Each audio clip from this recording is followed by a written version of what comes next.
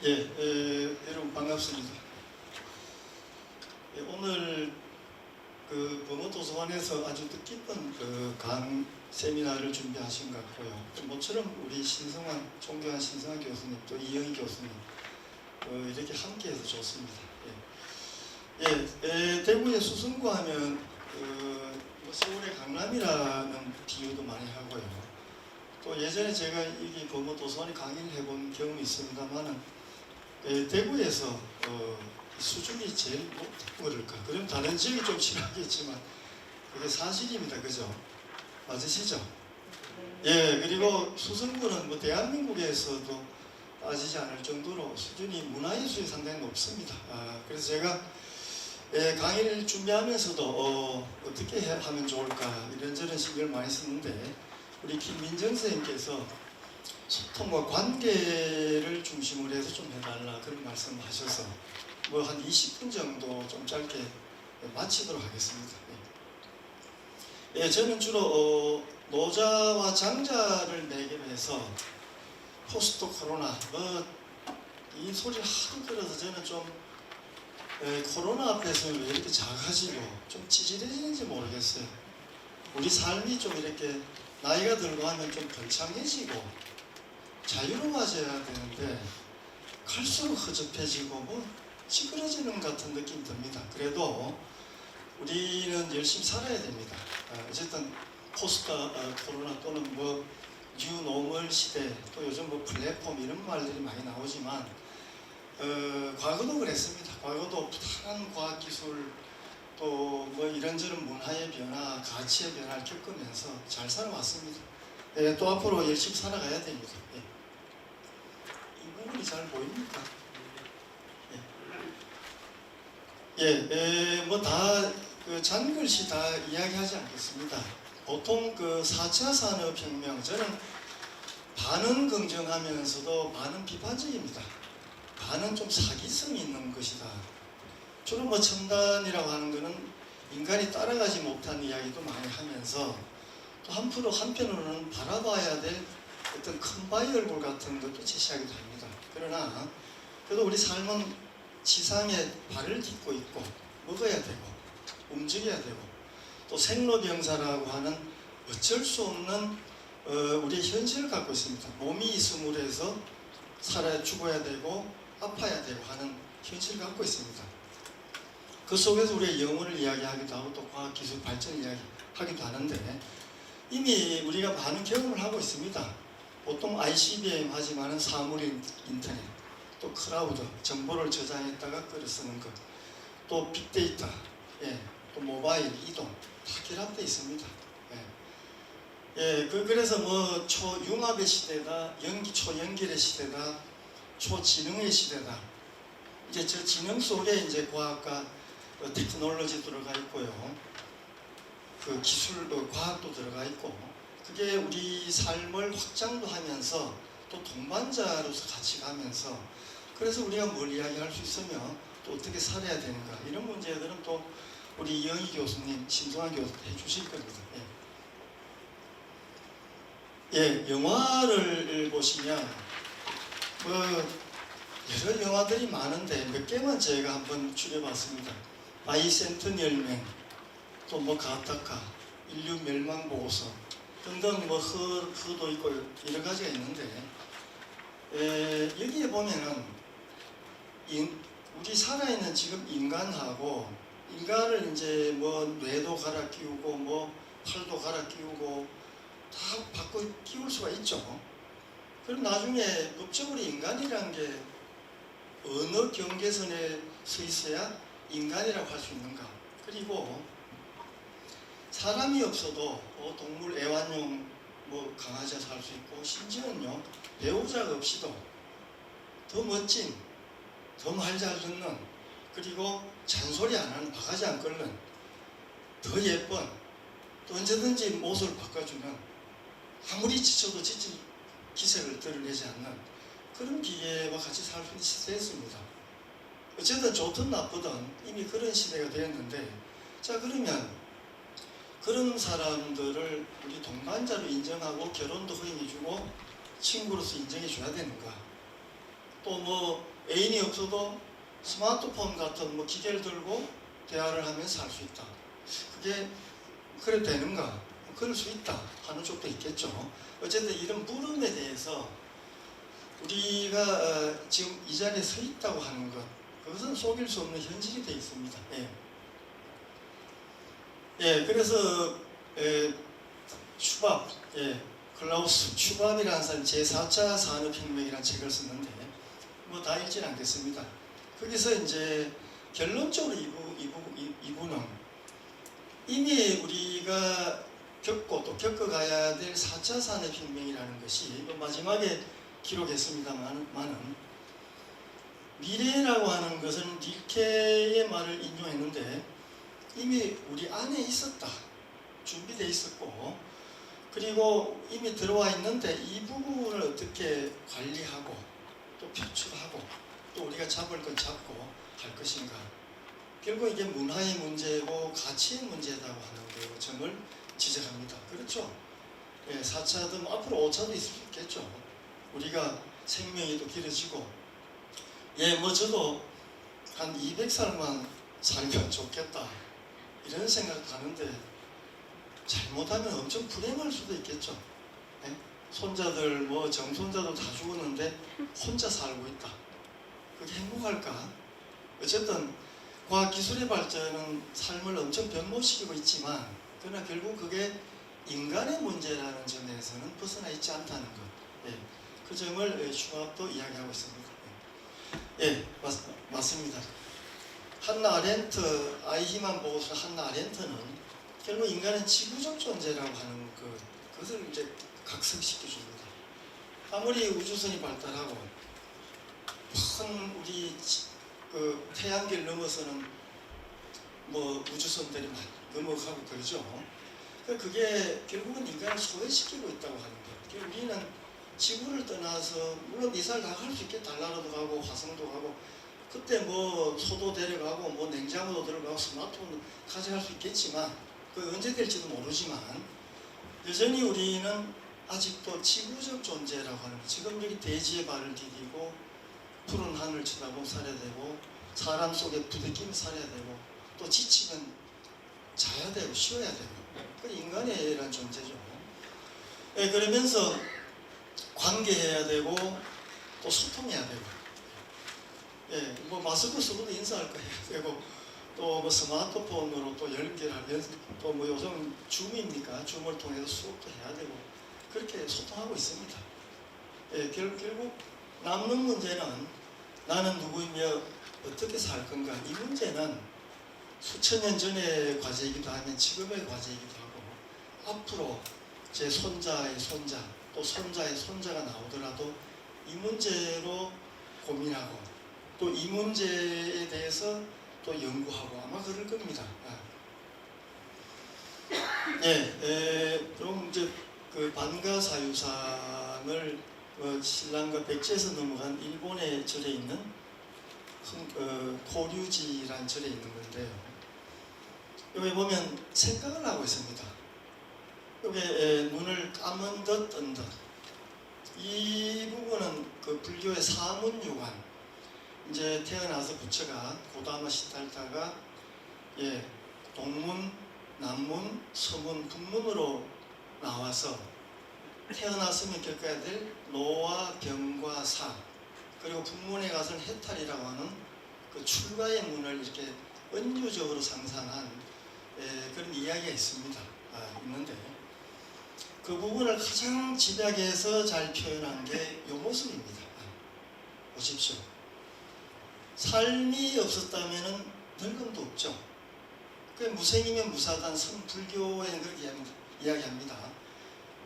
삶이라는 관념이 없으면 죽음도 없죠. 삶이라는 관념이 있고 삶이 없으면 늙음도 없죠. 또 삶이 없으면 죽음도 없죠. 한용원 선생 같은 분은 만약에 부처님도 뭐 열애가 계시든 또 뭐 기독교 하느님 계시든 삶의 길만 내면 됐지 하필 죽음의 길까지 내주셨습니까? 그게 무슨 의미입니까? 이렇게 하는 길이라는 시가 있습니다. 그처럼 삶이 있기 때문에 노가 있고, 삶이 있기 때문에 병이 있고, 삶이 있기 때문에 죽음이 있다고 하는 그거는 축복이냐 비참한 것이냐. 사실 이게 우리 삶의 알파의 오메가고, 우리는 이 바운더리를 사실 넘어서지 않습니다. 아무리 4차 산업혁명이든 뉴 노멀 시대든 포스트 휴먼 시대 온다 하더라도 몸은 여기 땅에 있잖아요. 먹어야 되잖아요. 또 대화해야 되잖아요. 또 자식하고 살아야 되잖아요. 돈 벌어야 되잖아요. 또 며느리 뭐 손자 보고 해야 되잖아요. 그러면 어떻게 할 거냐. 이게 부처는 뭐 2500여 년 전에 콕 찍어서 이런 걸 이야기했지만 여전히 우리가 껴안고 있으면서, 그러나 과학기술 발전과 더불어 또 살아가야 되고, 친구처럼 또 뭐 조교처럼, 또는 어떤 부분 또 하인처럼, 또 어떤 부분은 또 선배처럼 이렇게 같이 가야 할 부분이 있다 하는 점을 말씀드리겠습니다. 폴 고갱이 그 타히티 섬에 그 고호하고 남프랑스 아르레에서 다투고 나서, 고호는 나중에 뭐 길을 자르고 나중에 죽게 되지만, 그 예술인 공동체 꿈을 꾸었던 게 다 무산되자, 또 고갱은 자식도 많고 해서 남프랑스인 그 타히티 섬을 갑니다. 거기서 원주민하고 살다가 하도 돈이 안 벌리고 찌질한 삶고 죽자, 대신 유서 같은 작품 하나 남기고 죽자 해서 유서처럼 그린 게 요 그림입니다. 제목이요, 뭐 제가 번역해서 우리는 어디서 왔으며 누구이며 어디로 가는 가. 옛날 그 돌아가신 가수 최희준 선생님의 하숙생입니까? 인생은 나그네 길, 어디서 왔다 어디로 가는, 하숙생 맞아요? 네. 그 노래랑 같아요. 예술가는 이렇게 노래하는 거예요. 평생은 그림을 그리면서 누구며 어디서 왔고 어디로 가는 영원한 주제죠. 위대한 노래는 다 그렇습니다.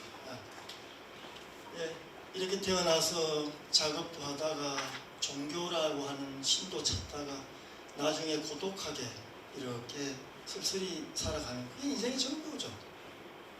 그걸 받아들여야 되죠. 장자는 이 모든 순간들이 의미가 있으니까 하나 놓치지 말고 받아들여라. 마치 열반경에 보면은 눈 돌리지 말고 그 허무한 이 연기법에 따라 움직이는 이 가상의 세계를 그대로 직시하며 살아가야 된다 하는 게 이제 열반경 가르침, 마지막에 남긴 가르침처럼 우리도 이렇게 살아가야 되는 겁니다. 같은 이야기도 동양의 버전으로 보면 이렇습니다. 우리는 어디서 와서 이렇게 흘러나왔죠. 또 다시 어디로 가는가. 그래서 결국 가는 곳은 저 무라고 하는 곳이지만 저게 만물이 가는 카오스, 기운으로 되어 있기 때문에 우리의 죽음은 없다. 유에서 와서 유로 간다. 이것을 이야기하고자 하는 게 송대시대고 조선시대 유학자들입니다. 그래서 죽음은 없다. 결국 우리 윤회라고 하는 것은 가치 있는 세계에서 와서 다시 가치 있는 세계로, 근원적인 세계에서 와서 디테일한 세계로 하지만 다시 디테일은 근원적으로 순환할 뿐이다. 이 진리가 얼마나 위대하냐. 그걸 확인하는 게 송나라 시대 전통시대 공부였습니다. 공부는 딴 게 아니고 죽음의 극복, 또 인생에 찌질하지 않고 그래도 인생은 위대하고 살만한 가치가 있다고 하는 점을 이렇게 명확하게 도상한 겁니다. 제가 좋아하는 노신 선생의 시가 있습니다. 글이 있습니다. 고향이라는 구샹하는 게 희망이란 본래 있다고도 할 수 없고 없다고도 할 수 없다. 그것은 마치 땅 위의 길과 같은 것인데 본래 땅 위에는 길이 없었다. 걸어가는 사람이 많아지면 그게 꼭 길이 되는 것이다. 제가 좋아하는 생텍쥐페리 같은 사람도 인간에 대해서 해보면 그렇습니다. 진리가 뭐 별게 있나. 근데 귤나무가 그 맨바닥에 씨가 있으면 씨가 뿌리 자라서 열매를 맺고 그 열매 맺은 게 진리 아니냐. 뭐 본질적으로 있는 게 아니고 그렇게 맺으면 그렇지. 내 인생의 의미가 뭐냐. 내가 만들어서 한편 살면 그게 의미인 거지. 뭐 그런 이야기 비슷한 거예요. 장자에 나오는 이야기를 번안했다 보면 됩니다. 또 행지성, 길이라고 하는 것은 걸어다니니까 이루어지는 것이다. 물, 위지, 연, 사물이라 하는 것, 사물이 이것이다 저것이다 하는 이다라고 하는 것은 그렇게 부르니까, 이런 김춘수 씨의처럼 내가 너를 불러주니까 너는 나에게 와서 꽃이 됐다, 이런 것처럼 그 의미가 되는 거잖아요. 의미. 우리가 알고 있고 해명할 수 있고 말할 수 있는 것, 하이데거 말처럼요. 같은 이야기예요. 예, 그게 길과 희망이란 결국 뭐냐? 걸어 다녀야 되고, 또 내가 뭔가 하나라도 관계 맺음 속에 들어오면 소통과 관계를 통해서 그것이 의미를 갖는다. 뭐 지금 들어보면 같은 이야기 아닙니까? 2000몇백 년 전의 이야기도. 예, 의상대사는 요게 뭐 100몇십 자 되는 요런 그림을 남겼습니다. 보로헤스의 그 남미의 문학자 보로헤스가 쓴 미로 정원처럼, 미로 정원이죠. 여러분, 요건 글자를 따라가지 않으면요 볼 수가 없어요. 넘어갈 수가 없는 구조입니다. 밖에서 안으로 못 들어가요. 다만 글자를 통해서 문자에 의지해서 적거 현실 이렇게 했습니다. 허망한 데에 발을 디디고 그 실제를 드러내는 그 문자는 허망하죠. 그러니까 문자를 통해서 우리가 이 넘어설 수 없는 것을 넘어서서 깨침의 세계로 나간다. 뭐 그런 이야기인데, 요거를 딱 8자로 축약해서 평행도처 지지발처, 참 좋은 말입니다. 저도 힘 빠지고 좀 인생이 좀 찌질해질 때 이 생각을 해요. 그래도 그 자리, 그렇죠. 걸어봐도 그 자리잖아요. 가는 것도 오는 것도 없잖아요. 와봐야 대한민국이고 와야 대구고 집구석이고 그렇지 않습니까? 와도 집구석에 또 뭐 여행 떠났다 유럽에 얼얼 다녀 또 봤자 또 집구석에 와 있잖아요. 또 이불 덮고 자잖아요. 또 뭐 옆 주변 사람 잔소리 들어야 되잖아요. 그 자리예요. 네. 그리고 지지발처, 가도 이러다 가도 발처, 떠난 자리. 아, 좋습니다. 그래요. 오가면 뭐 그 집 앞을 지나노라면 뭐 노래가 있는데 나중에 와보니까 다시 그 집 앞이다 하는 것처럼 인생은 그렇습니다. 그래서 금강경의처럼, 금강의 말처럼 나는 가는 존재도 아니고 오는 존재도 아니다. 눕지도 않고 뭐 서지도 않고 그런 존재다. 색깔로도 호칭으로도 접할 수 없다. 예, 같은 이야기입니다. 인생이라는 게 우리가 의미를 찾을 때는 영혼 속에 들어가지만 그냥 물리적 세계 속에서는 단순합니다. 예, 봄, 여름, 가을, 겨울처럼 왔다 갑니다. 예, 이제 뭐 진짜 정리를 좀 해가겠습니다. 우리가 노자 장자를 호출해서 다 돌아가시고 문자로밖에 만날 수 없는, 우리가 책 속에는 다 죽었습니다. 다 죽었기 때문에 우리는 과거의 고전을 어떻게 만나냐. 우리는 이제 죽은 사람의 문자 살이 뼈, 화장하고 남은 뼈처럼 뼈를 또 화장해서 납골당에 모시죠. 그래 우리 철학하고 또 시를 쓰는 사람들은 언어, 시인은 언어의 납골당을 지키고 갈고 닦고 하는 그런 사람이죠. 묘직이죠, 묘직이.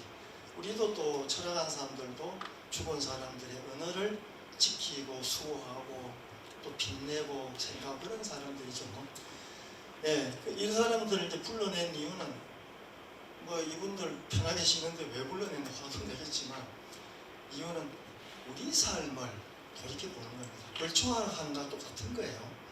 우리가 뭐 제사 지내는 게 똑같습니다. 제사를 지낸 이유는 뭐 그분들 귀신이 된 분들 불러낸 분들 뭐 올 수도 있겠지만 눈에 봤으니까 산자들 모여서 살아있는 자들끼리 소통하고 연대하고 의미를 되새기면서 깊이 깨치며 살아라 이 뜻을 심어주는 게 제사의 의미고 우리 벌초의 의미고 그 조상을 포출하는 의미죠. 마찬가지로 우리의 정신의 철학의 조상들 불러낸 이유도 똑같은 벌초하러 가는 거고 제사 지내는 그런 의미입니다. 오늘 제사상을 차린 거는 첫째, 이분들이 하는 이야기는 자연, 우리가 생로병사가 있듯이 봄, 여름, 가을, 겨울이 있듯이 이 인생의 자연, 몸을 가진 이 자연 앞에서 또 우리 앞에 펼친 자연 앞에서 하심하고 겸손해야 된다.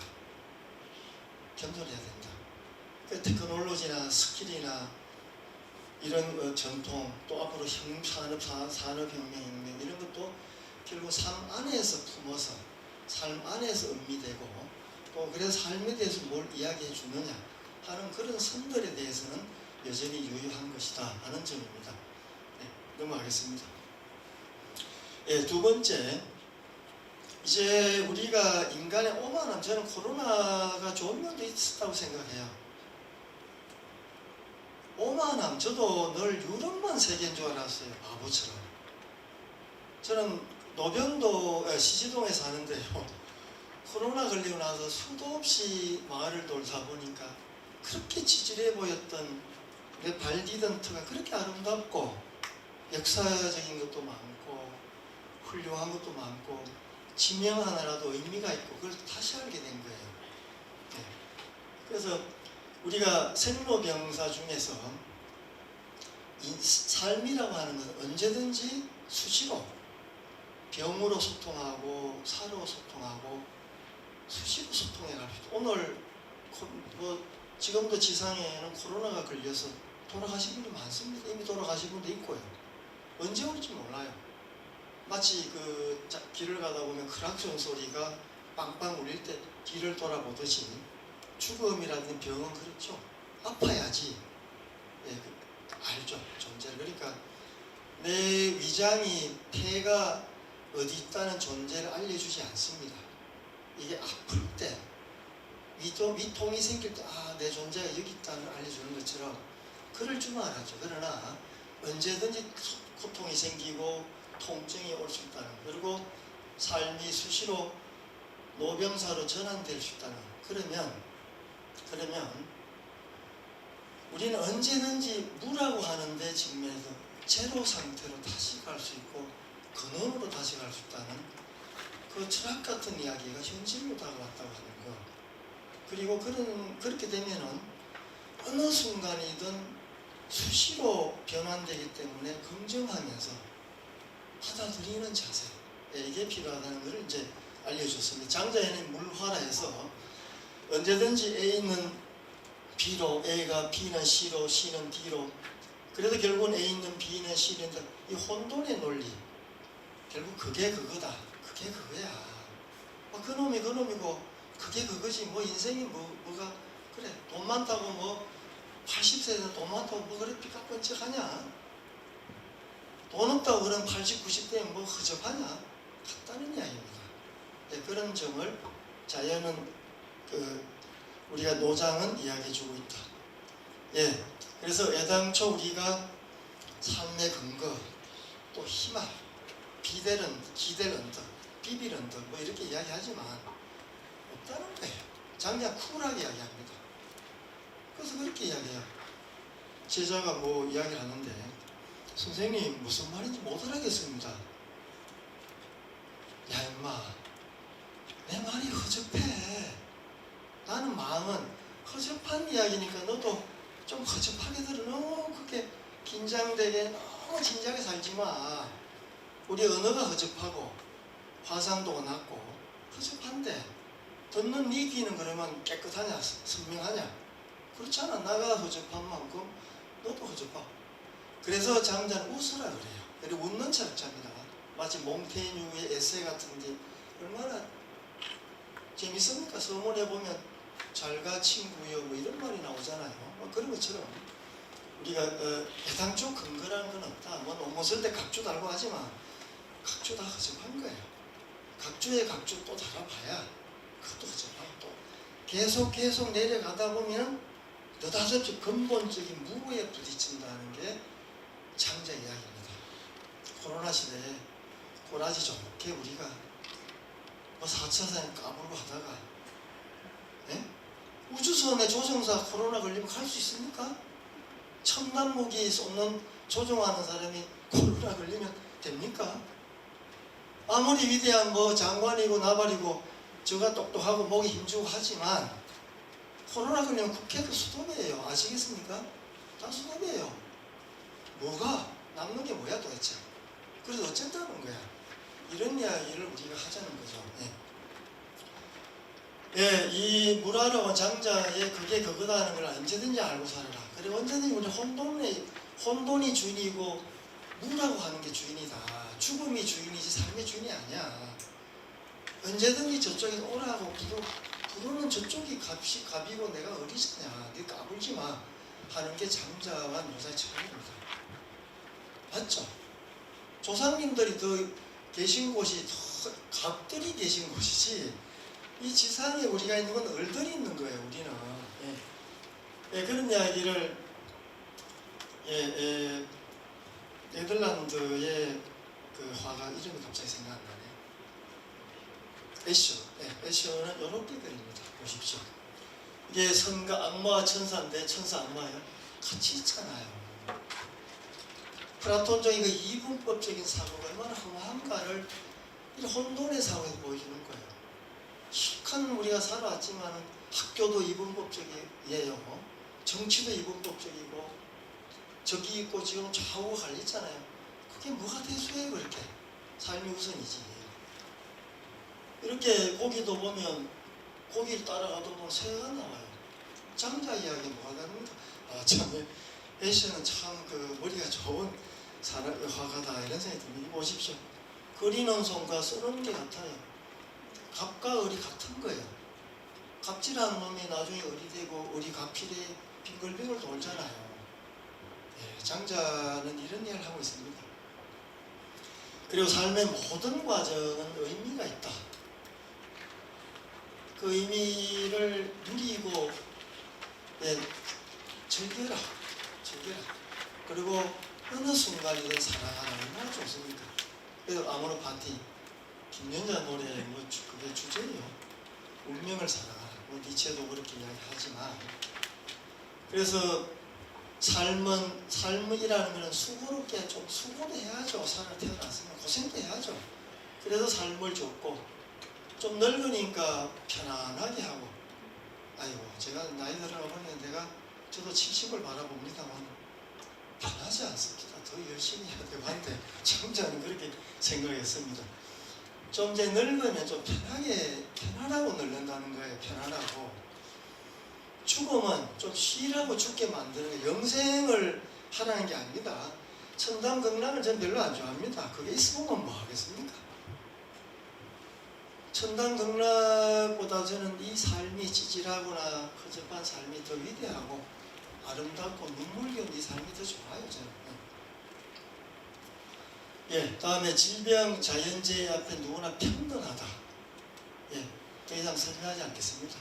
돈이 있건 없건.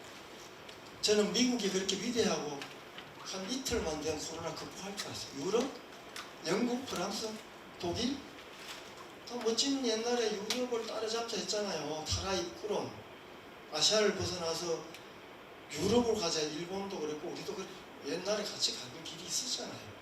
그럼 뭡니까 이게 도대체. 수십만 명씩 죽어 나자빠지고 트럼프도 걸리고 그 잘난 트럼프 걔도 걸렸잖아요. 지질해졌잖아 지도. 똑같은 겁니다. 평등을 우리는 민주주의 제도가 해준 게 아니고 코로나 어른께서 코로나 종교를 만들어가지고 주 코로나께서 말씀하시기를 이런 종교를 만들어야 돼요. 이분께서 평등을 적나라하게 한 방에 해결해 준 거야. 그래서 노자에는 하늘과 땅은 내살이 없고 아무런 애정이 없다.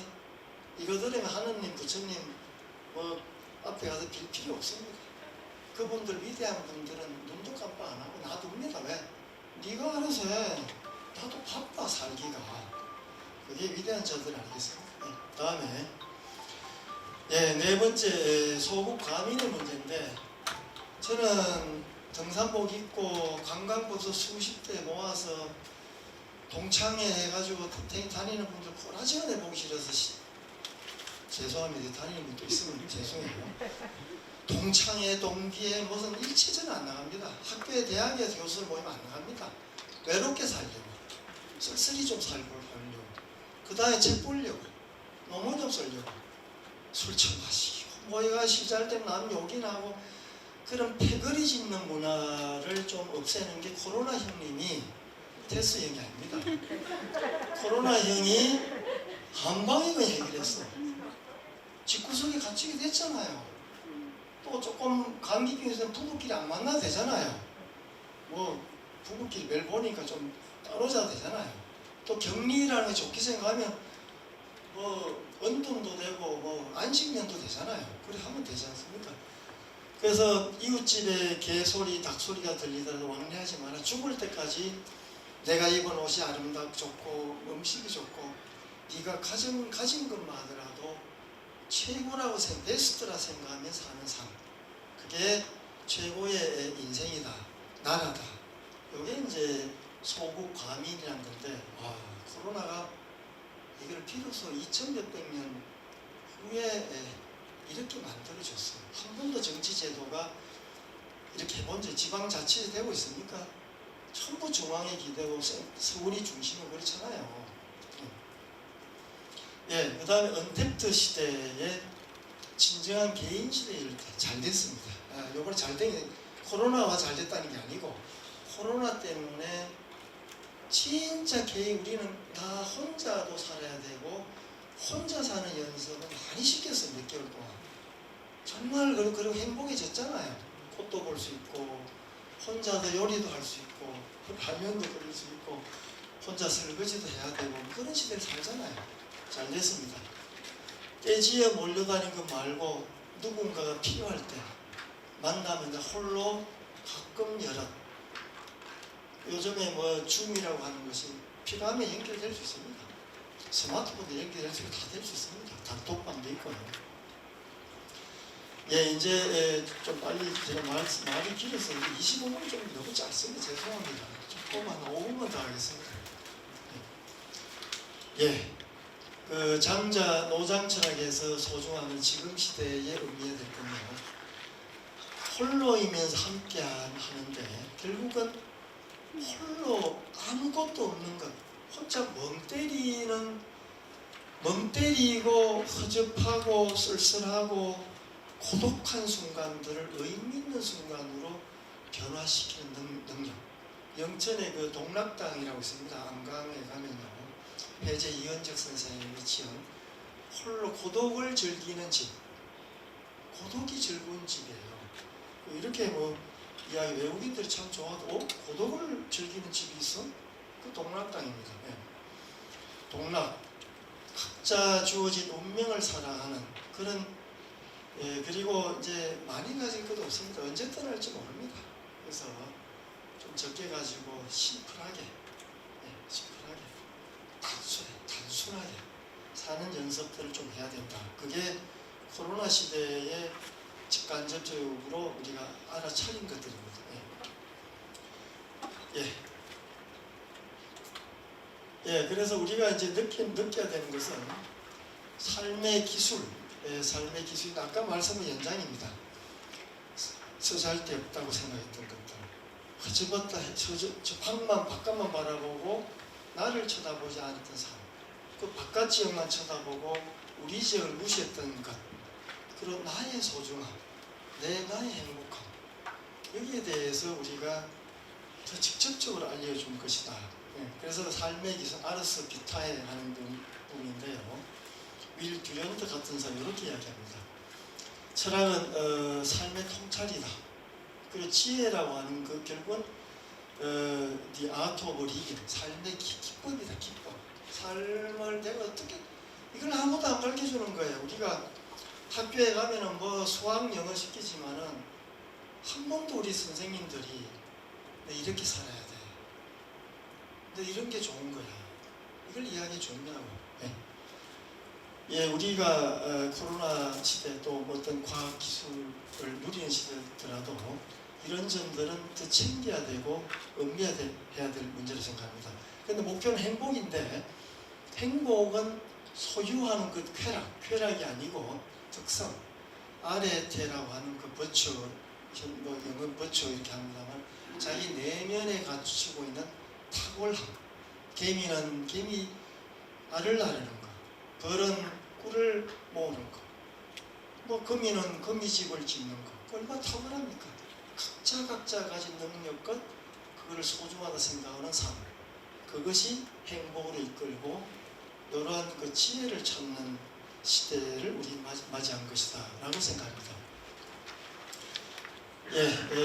그래서 아까 무의미, 아무 일 없음, 쓸모없음, 쓰잘데없는 것, 여기에 대해서 의미있게 바라보고 또 즐겁게 견디는 힘을 가지라고 토닥토닥 해주는 게 노장철학인데, 우리가 이 시대에 나도 한번 유래해주고, 자기가 자기를 안을 수 없죠. 또 타자를 불러와서 나의 따스함을 느끼는 게 뭐 타자의 필요성이지만, 그러나 이제는 자기가 좀 자기를 위로해주고 자기가 자기를 좀 힐링시켜주는, 자기가 자기의 의사가 되는 그런 위로의 시대에도 함께 가고 있다, 이런 생각을 해봅니다. 우리 니코스 카잔차키스 형은 이렇게 묘비명이 써있어요. 나는 아무것도 바라지 않는다. I hope for nothing. I fear nothing. 바라지 않으니까 두려운 게 없죠. 다음에 그러니까 I am free. 나는 자유롭다. 뭐 이거는 불교가 도달한 경지이기도 하고 노장철학이 도달한 경지이기도 하고, 뭐 크레타 섬에 묻혀 있는 카잔차키스, 그 유럽 전통에서 마련했던 지혜이기도 합니다. 헤세의 말을 이제 마지막으로 한 뭐 몇십 초 제가 더 쓰면요, 내가 그 많은 계명을 갖고서도 그 많은 도덕이나 뭐 이런 것들을 갖고서도 행복해지지 못했다. 근데 왜 행복해지지 못했냐?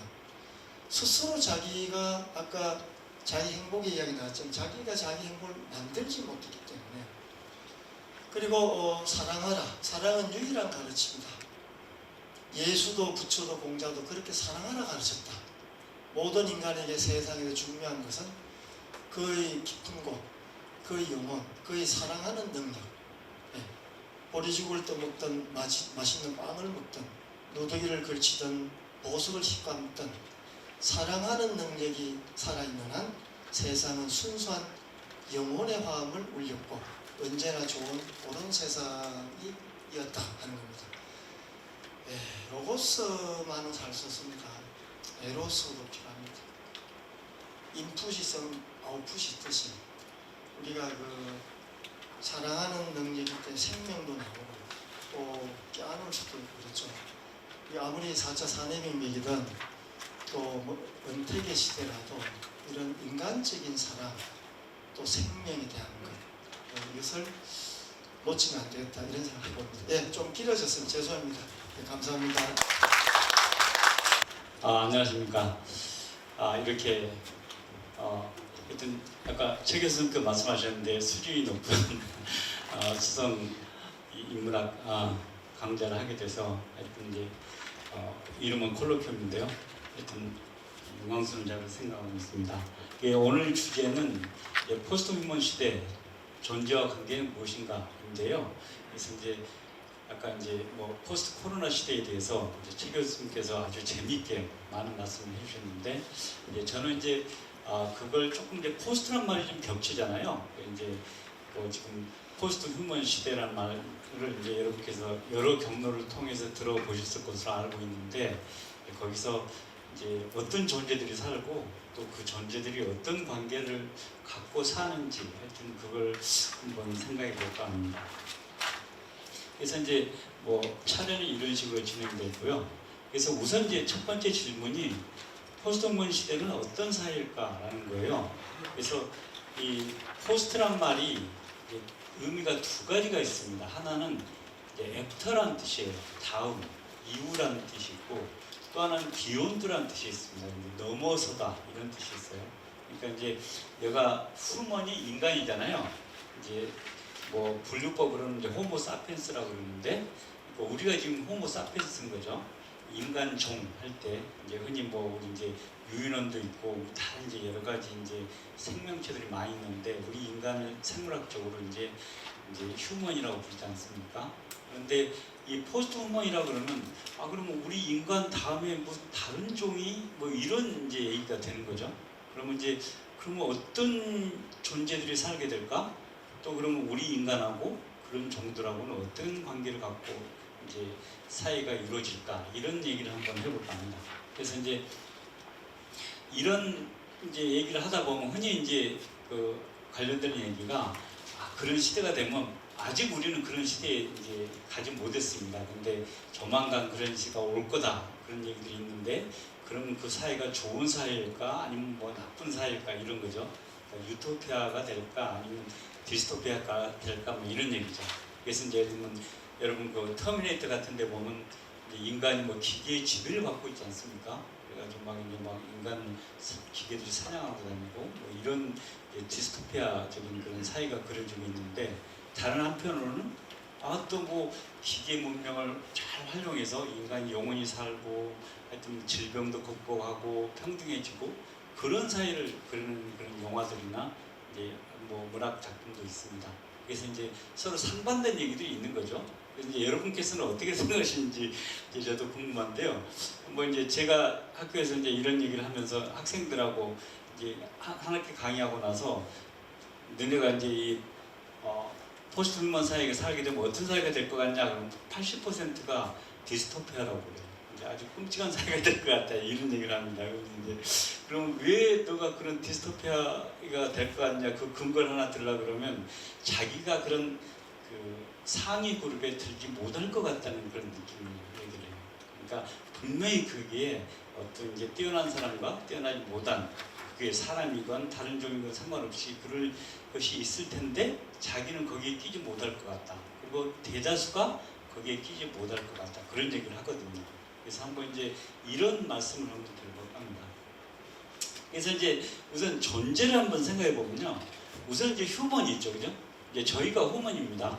그래서 이제 뭐 여러분께서는 휴먼 하면 이제 인간 이제 아까 최 교수님도 이제 인간에 대해서 여러 가지 이제 동양적인 지혜를 많이 서양적인 지혜까지 제가 말씀하셨는데 이제 우리가 지금까지 생각했던 모든 것들이 인간이에요. 인간 중심적이고 인간의 관점에서 본 그런 문화죠, 그죠?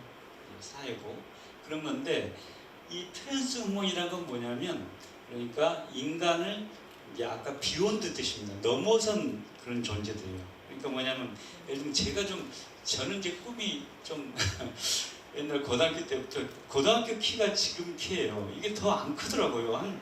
저희 이거 보면 저보다 10cm가 큰데 저만 좀 이 키가 적어요. 그래서 키 좀 어떻게 늘었으면 좋겠다. 근데 좀 조만간 희망이 보여요. 왜냐하면 이제 여기를 좀 끔찍한 얘기지만 좀 자르고 쭉 집어넣으면 한 10cm 늘거든요. 20cm도 늘을 수가 있어요. 지금 실제로 그런 사람들이 있습니다. 실제로 보면 이제 그게 보편화되지 않아서 그런데 조만간 그런 사회가 될 것 같아요. 저는 또 어떤 면에서 이제 트랜스후먼이기도 하죠. 제가 이제 그 한 10여 년 전에 술도 많이 먹고 뭐 담배 피우고 그러느라고 심근경색에 걸렸어요. 그래서 죽을 뻔했었는데 이제 이 심장에 트랜스를 좀 5개를 이제 들어가 있거든요. 그러니까 어떤 면에서 이제 기계적인 요소가 있는 거죠. 그러니까 이제 그런 것들 우리 몸에 이제 여러 가지 과학 기술을 이용해서 나의 능력, 나의 어떤 신체적 능력 이런 것들을 이제 지금 보강시켜 놨는데 조금 더 어떤 얘기를 할 수 있을까요? 신체 능력뿐만 아니라 지적 능력도 좀 올려주면 되겠죠, 그죠? 아마 여기가 이제 그 서울의 강남이라고 했으니까 여러분께서 자녀분들 두시고 계시면 우리 애가 공부 좀 잘했으면 좋겠어요, 그죠? 공부 잘해가지고 그냥 좋은 대학교 가고 떡떡거리고 살았으면 좋다. 이게 이제 그 사실 부모님들의 다 심정인데 예를 들면 그 어떤 머리가 좋은 약을 알약이 하나가 이렇게 딱 개발되면 어떻게 되겠습니까? IQ가 보통 지금 이제 200 미치잖아요. 근데 그 알약을 하나 먹으면 IQ가 200을 훌쩍 넘어간다면 그게 얼마쯤 가격을 매겨야 될까요? 제가 이제 종종 그 강의하다가 너무 강의 내용이 삭막해서 이제 실제로 물어보면 그 적정한 가격이 얼마에 대해서 학생들이 뭐라고 대답하는지 알아요? 2억 5천이라고 대답했습니다. 그 하나를 2억 5천이라고 대답했어요. 여러분은 얼마라고 생각하십니까? IQ가 그 하나에, 그러니까 지금 현재 IQ의 한 배가, 두 배가 되는 약이 있다. 그럴 때 그걸 얼마로 해야 될 거냐. 그런데 학생들 평균적인 게 한 뭐 어떤 애는 뭐 10억이라고 부르는 애도 있고요. 뭐 어떤 애는 이제 그런데 그 평균치가 잡아보니까 2억 5천이었어요. 네, 하여튼 그런 겁니다. 그러니까 지금 제 말씀이 뭐냐면 트랜스후머는 이제 여러 가지 과학 기술을 이용해서 우리 인간의 신체적 능력뿐만 아니라 지적 능력도 강화시키는 거죠. 이제 IQ를 이제 흔히 말해서 올려주는 건데요. 그것뿐이겠어요? 우리가 여러 가지로 지금 아까 그 최 교수님께서 이제 제가 자꾸 지금 최 교수님 강의를 너무 열심히 들어가지고 그 영상이 지금 계속 남아있어요. 최 교수님 얘기가 계속 나와요. 근데 그 뭐 무라든지 그 동양적인 지혜 많지 않습니까? 뭐 무의 자연 뭐 이런 것들, 공허 이런 것들인데 그런 것들을 우리가 유지 못하는 이유가 이 분노나 이런 감정 조절을 못해서예요. 자기 자신을 통제하지 못하기 때문이죠. 정서적인 문제입니다. 그 정서적인 때문에 굉장히 이제 우리가 많은 그 인생의 비극이 일어나잖아요. 그러면 아까 뭐 IQ 높여준 알약처럼 어떤 알약 하나 딱 먹으면 정서적인 평온함을 유지할 수 있는 그런, 흔히 말하면 현자의 마음을 가질 수 있는 그런 정서 체계를 가져준다면 그것도 굉장히 좀 좋겠죠. 그죠? 심지어는 도덕감도 과학기술로 증강시켜 줄 수 있다. 그런 주장이 나오고 있습니다. 이게 트랜스후머니에요. 그러니까 이제 뭐냐면, 그러니까 과학기술을 이용해서 현재 인간의 신체적인 제한 또는 지적인 제한, 정서적인 제한, 도덕적인 제한. 실제로 우리 여러 가지 도덕적인 나쁜 짓 많이 하잖아요. 그죠? 그런 것들이 그 사람이 물론 뭐 본성이 나빠서 그럴 수도 있지만 인간이기 때문에 어쩔 수가 없어요. 어떤 거. 그렇지 않습니까? 예를 들면 이건 나쁜지 알면 우리 애를 위해서, 예를 들면 나쁜지 알면 우리나라를 위해서 이런 일들이 비일부진하게 일어나는 상황이니까 실제로 지금 전 세계적으로 굶어 죽는 사람들이 많거든요. 기아로. 근데 실제로 전 세계의 식량은 남아 돌아요. 우리가 골고루 나눠 먹는다면 충분히 먹고 사는데 아프리카나 그런 데는 지금 계속 기아에 이제 허덕이고 있거든요. 그건 정치적인 이유예요. 인간의 한계 때문이죠. 그런 것들을 극복해보자는 게 트랜스후머입니다. 그 다음에 이제 포스트후머는 애프터라는 뜻이에요. 이건 이제 어떤 의미로 인간 중심주의를 벗어나자는 생각입니다. 그러니까 우리가 지금까지 모든 것들이 인간 위주로 이제 봐왔는데 인간과 기계, 인간과 동물, 하여튼 그런 존재들, 그런 존재들 간의 영역을 넘어서자는 뜻이에요. 그러니까 이제 이미 여러분들은 어떤 분들은 이걸 이미 실행하고 분도 계십니다. 왜냐하면 여러분께서 혹시 이제 반려동물, 고양이나 개를 친숙하게 키우시면서 우리 애라고 말씀하시면 이미 여러분은 어떤 의미로 포스트후머니에요. 인간과 동물, 인간과 기계의 경계를 허물어뜨리는 거죠. 그러니까 이제 제가 뭐 시간 때문에 나중에 말씀 못 드릴 것 같아서 이제 얘기 나온 김에 다 말씀드린 건데요. 어느 날 여러분 이제 아드님이 어머님 제가 멋있는 이제 짝을 찾아왔으니까 결혼하겠습니다. 그래 딱 보니까 너무 멋있고 잘생겼어요. 뭐 똑똑해 보이고 저기서 이제 호주 좀 떼봐 그랬더니 메이드 인 삼성 이런 날이 올지도 모르거든요. 그럴 때 여러분이 괜찮아 결혼해도 돼 이러면 이제 어떤 의미 여러분은 포스트후머니까 인간 기계 그 차이가 없다라는 거죠. 이미 이제 그 삼성 같은 데서는 이제 삼성이 LG보다 좀 늦었습니다. LG는 이미 이제 로봇 산업에 굉장히 빨리 진출했는데 삼성은 2019년에 이제 하면서 어떤 쪽에 추종했냐면 반려로봇 쪽에 추종을 했어요. 그래서 삼성 케어라는 그 로봇을 만들었는데 실제 그 로봇이 어떤 로봇이냐면 집에 놔두면 여러분의 혈압이나 모든 걸 다 체크해요. 그러고 나서 여러분의 혈압이 평소에 높으신 분이면 혈압이 조금 위험치가 오르면 즉시 이제 119에 연락을 하고 가족들한테 연락하고 이런 모든 일을 하는 겁니다. 그런 로봇들, 이제 집안의 청소기, 진공 청소기 있듯이 그런 로봇들이 여러분 주위에 같이 살게 될 거예요. 근데 지금은 그게 기계인 거죠. 이제 고장나면 버리고 뭐 그러잖아요. 발로 차도 되고 부셔도 여러분이 그게 뭐 죄책감 없지 않습니까? 여러분 이제 차를 오래 타시다가 그 차가 좀 이제 낡아서 새로 바꿔도 약간 애착은 있죠. 좀 쓰리긴 하잖아요. 좀 약간 정이 들었잖아요. 물건이지만 그래도 그 예를 들면 이건 끔찍한 생각이지만 여러분이 잘 아시는 분이 세상을 떠났을 때의 느낌하고는 다르잖아요. 그죠? 그런데 만약에 여러분께서 여러분이 쓰고 있는 그런 기계들, 이제 청소기, 아까 말했던 내 건강을 돌봐주는 로봇, 심지어 아까 말씀드렸던 이제 나하고 같이 이제 결혼생활을 해주는 로봇, 뭐 요즘 섹스 로봇도 나왔거든요.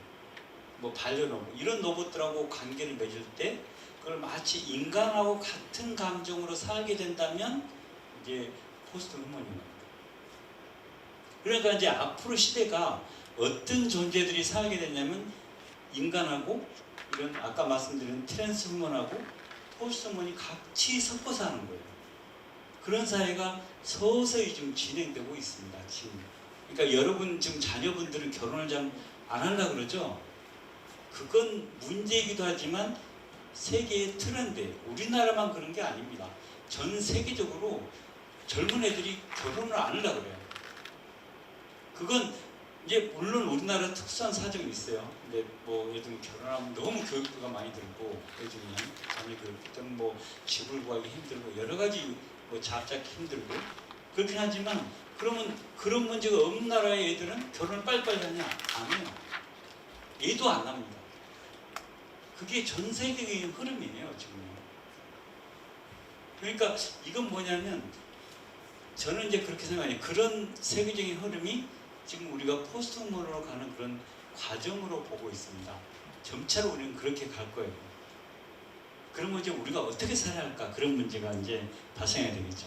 그래서 이제 또 하나, 지금까지 여기까지 보면 이건 다 지금 인간 중심이잖아요. 휴먼, 트랜스 휴먼, 포스트 휴먼인데 인공지능도 우리하고 같이 살게 됩니다. 이미 인공지능은 우리하고 같이 살고 있죠. 이제 뭐 진짜 인공지능은 아니지만 인공지능 세탁기, 인공지능 TV, 뭐 여러분 자동차도 요즘 굉장히 많이 인공지능을 정착하잖아요. 조금 뭐 있으면 빽빽거리고 다 알려주고 지금 자율주행 자동차도 지금 나온다고 하고 있으니까요. 이미 인공지능이 우리 이제 생활에 들어와 있어요. 그런데 아직까지는 그게 뭐 기계지 그런 식인데 그게 만약에 인간의 모습으로 또는 인간적인 정서를 갖고 여러분과 같이 살게 된다면 그러면 이제 하나의 사회적인 이론이 되는 거죠. 단순히 그냥 버려도 되는 게 아니라 진짜 그건 마치 내 사랑하는 어떤 연인처럼 그러니까 자기 목숨을 바쳐서라도 구해주고 싶은 그런 존재가 되는 거예요. 그러니까 지금 적어도 이제 제가 말씀드린 대로 하면 네 가지 존재들이 좀 서로 이제 섞어 사는 사회. 그게 이제 포스트 휴먼 사회라고 보여집니다. 그래서 이제 이제 저희는 아까 말씀드렸듯이 인간이다 보니까 인간 중심적인 수밖에 없어요. 그래서 이제 인간 중심주의가 나쁜 뜻도 있지만 좋은 뜻도 있죠. 우리는 인간이니까 어쩔 수 없이 인간의 관점으로 세계를 보게 되잖아요. 인간은 예를 들면 존엄하고 합리적이고 자율적인 존재. 그러니까 이제 뭐 자기 행동을 대해서 자율적으로 이제 선택을 하고 그 선택 결과에 대해서 책임을 지는 존재. 이제 도덕적인 존재죠. 이게 이제 표준적인 이상적인 인간입니다. 그래서 이제 이게 전통적인 이제 동상을 막론하고 그러니까 표준적인 인간이 이상적인 인간이거든요. 뭐 군자라든지 현자라든지 뭐 이런 용어들이 다 이걸 이제 겨냥하고 있는 것이죠. 그래서 이제 이게 그 비트루비스적인 인간이라고 레오나르도 다빈치가 그랬는데 아주 이제 신체적으로 이제 완전한 조화를 이루고 있는 정신도 마찬가지겠죠. 그런 존재인데 실제로 이제 과연 우리 이런 이제 존엄하고 합리적이고 자율적인 그런 존재로서의 인간만이 중요하고 다른 존재들은 그럼 어떻게 되냐 이런 질문은 근세기 그러니까 20세기 초까지는 그렇게 생각지 않았어요. 왜냐하면 우리 인간 문제를 해결하기 너무 어려웠거든요. 우리 인간 문제도 해결하기 어려웠으니까 하물며 뭐 동물에 대해서는 말할 필요도 없고 환경에 대해서 말할 필요도 없고 기계는 뭐 두말할 필요도 없죠. 그런데 지금 어찌됐건 간에 우리 인간의 문제를 해결했다고 생각해요. 유발 하라리 박사가 호모인지 사피엔스라는 책에서 이미 인간의 오랜 그런 과제를 해결했다고 하잖아요. 그죠? 그게 다 해결된지는 모르겠는데 어쨌든 인간의 오랜 과제가 뭐였어요? 우선 질병 문제. 또는 뭐 기아 문제, 또는 전쟁 문제를 해결했다고 생각합니다. 자, 그런 문제가 해결했으니까 그 다음에 이제 우리는 모든 문제를 다 해결했어요. 그럼 이제 우리가 어떻게 살아야 되지? 그런 것들이 이제 포스트후먼사의 이제 중요한 문제가 되겠죠. 그래서 이제 아까 말씀드린 이제 트랜스후먼은 이제 아까 제가 설명드린 걸로 이제 대처를 하겠습니다. 그래서 이제 그 트랜스후먼 학회가 이제 창립됐는데 그 첫 번째 로고가 이거예요. H에다 이제 플러스를 해놨습니다. 이게 뭐냐면 H가 휴먼이고 플러스가 이제 향상시킨다는 뜻이에요. 그래서 인간을 향상시켜보자. 그러니까 지금 인간을 과학기술적으로 향상시키면 보다 더 좋은 인간 사회가 된다는 거예요. 이게 특징입니다. 그러니까 이게 뭐 인간을 괴물로 만들자는 뜻이 아니고 인간을 과학기술로 향상시키면 보다 많은 고통과 여러 가지 이제 우리가 바라지 않는 어떤 바람직하지 못한 현상을 극복해서 보다 좋은 유토피아를 우리가 건설할 수 있다라는 게 이제 이 트랜스 휴머니즘이고 그런 휴머니즘을 지지하고 그걸 실천하려고 하는 사람들이 트랜스 휴머니인 거죠. 그래서 실제로 이제 이제 여러분 아직 대구에 그런 분이 계신지 모르겠어요. 이제 MIT의 어떤 유명한 교수는 한 사람은 이제 그 암벽 등반가인데요. 이 사람이 이제 고등학교 때 이제 절벽에 암벽 등반하다가 떨어졌어요. 그래서 이제 두 친구와 같이 떨어졌는데 이제 그 외딴 곳에 있던 곳이라서 이제 발견됐을 땐 친구는 죽었고 자기는 이제 두 다리를 이렇게 절단당했어요. 근데 그 친구가 난감하지 않았습니다. 자기가 개발한 목발을 여기다 대고 또 등반을 시작했고요. 지금은 MIT에서 이제 교수로 되어 있는데 거기서 이제 그 MIT에서 개발한 기술을 이용해서 여기다 인공 다리를 붙였어요. 그래서 지금도 암벽 등반을 하고 그러고 다닙니다. 그러면서 이제 그 자기처럼 사고를 당해서 세상을 비관한 사람들을 돕고 그런 재단을 만들어서 활동도 해요. 더구나 놀라운 건 뭐냐면 이 사람이 이제 그런 걸로 시상을 받고 뭐 이러잖아요. 그러면 보통 같으면 그래도 좀 양복을 길게 입고 갈 거잖아요. 그 사람은 그걸 자랑스럽게 여기까지 온 바지를 입고 그 다리를 그대로 보이면서 이렇게 다녀요. MIT 교정에서도 그러고 다닙니다. 그게 뭘 의미할까요? 이제 더 이상 그러니까 그런 문제가 어떤 나의 그 단점이나 흉이 아니라는 거죠. 그잖아요. 이제 좀 죄송한 말씀을 여러분들 이제 여성분들 많이 성형하시잖아요. 그죠?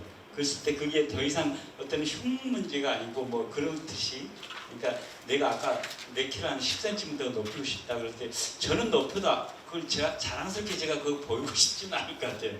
다리를 가리고 싶을 텐데 이미 어떤 사람들은 그런 자기가 트랜스 호몬이라는 것을 더 이상 남에게 이렇게 뭐 창피하게 여기거나 그런 사람들이 아닌 그런 존재임이 있다는 겁니다.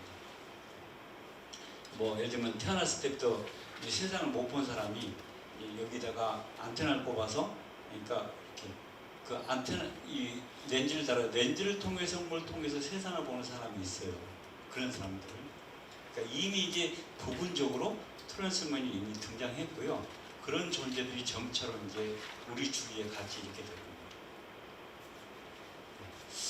자, 그래서 이제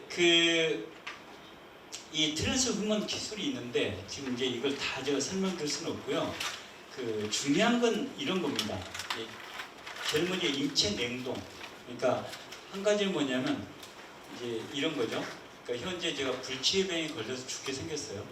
그러면 이제 어떻게 되냐면 지금 현재 기술로는 내 이제 병을 치료할 수 없으니까 이제 염화질소에 이렇게 영하 뭐 169도쯤 되는 곳에 얼려서 냉동시켰다가 그 기술이 개발됐을 때 나를 깨워서 치료를 해달라.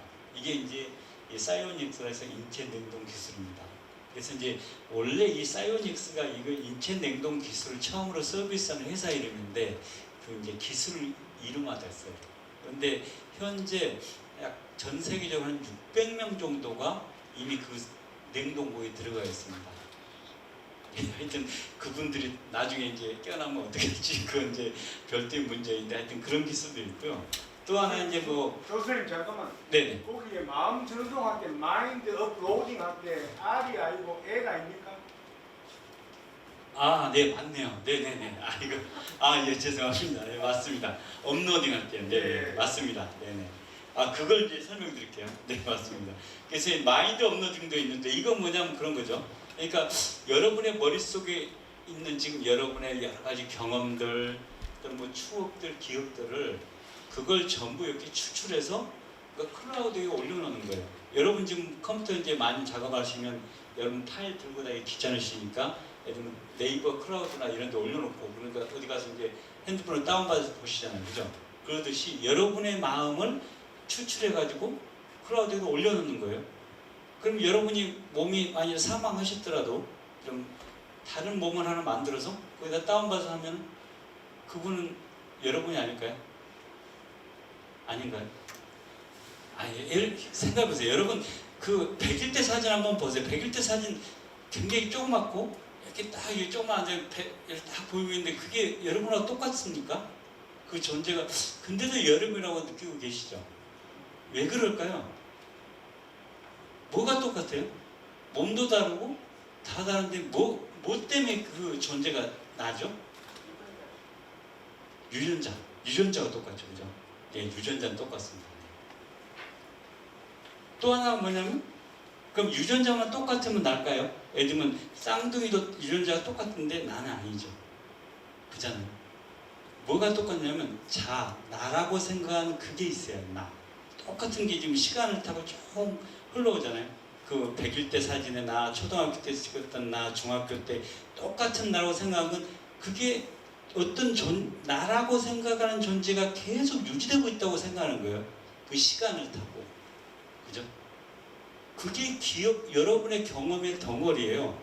그걸 가지고 있다면 몸이 바뀌어도 그건 나인 거죠. 나라고 봐야 될까요? 이제 철학적인 문제인데요. 일단 마인드로 업로딩은 그런 기술입니다.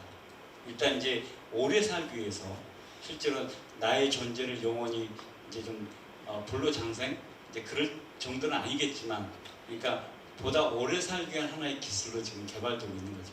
실제로 이제 이런 기술들이 조만간 이제 우리에게 서비스 될 거로 봅니다. 이제 다른 기술도 있는데요. 좀 넘어가도록 하겠습니다. 그래서 이제 이 포스트먼은 아까 말씀드린 대로 이제 그 인간 중심적인 사고를 벗어나서 더불어 살자는 것으로 저는 이해하고 있습니다. 그래서 이제 휴먼은 다른 존재와 더불어 살아야 된다 이런 거죠. 그래서 이제 이미 우리가 뭐 생태계 문제라든지 여러 가지 이제 인종적인 문제 그런 것 때문에 이제 이런 것 덕목이 굉장히 지금 강조되고 있는 상황이죠. 그래서 이제 실제로 우리는 이제 부분적으로 이런 것들이 이미 실천하고 있다는 의미에서 이미 이제 여러분들은 포스트 휴먼인 거예요. 그런 의미로. 그래서 이제 뭐 구체적으로 말하면 이제 인간과 동물, 인간과 기계 또는 무지역 존재와 사이버 존재와의 구분을 이제 극복하려고 하는 존재 또는 그걸 인정하는 사람들인 거죠. 아까 최 교수님께서 영화 허라는 그 영화를 이제 아까 얘기하셨는데 그 허에 보면 그 영화에서 뭐가 등장하나요? 그 불쌍한 주인공이 그 컴퓨터 운영체계하고 사람이 빠지잖아요. 그죠? 운영체계는 그러니까 예를 들면 이제 여러분 컴퓨터 켜시면 그 이제 쭉 돌아가는 이제 기본적인 그 OS인 거죠. 그건 아니 프로그램이에요, 프로그램. 그 프로그램과 사람이 빠져요. 그게 어떻게 가능하지? 근데 실제로 가능합니다. 왜냐하면 그게 옛날부터 있어요. 지금도 아마 여러분께서는 부분적으로 가상적인 존재와 사랑이 빠질지도 몰라요. 이미 그래왔어요. 옛날에 예를 들면 굳이 뭐 이런 컴퓨터 시대 아니라도 여러분이 아주 예민할, 정서적으로 예민할, 그리고 사춘기 때는 어떤 그 소설 하나 읽으면 소설의 주인공도 사랑이 빠지기도 하거든요. 그게 가상적인 존재지만 실제 존재보다 훨씬 더 그러니까 그 정서적인 관계가 깊고, 그죠? 그런데 이제 지금 디지털 시대에 그게 무서운 게 뭐냐면 그 가상적인 존재가 현실화될 수가 있어요. 그 영화 허에서도 어떻습니까? 운영체계가 이 남자가 너무 불쌍하니까 어떤 그 여성을 대리시켜서 이제 미팅을 시켜주죠. 그 몸으로 들어가서 이제 같이 이제 서로 얘기를 해요.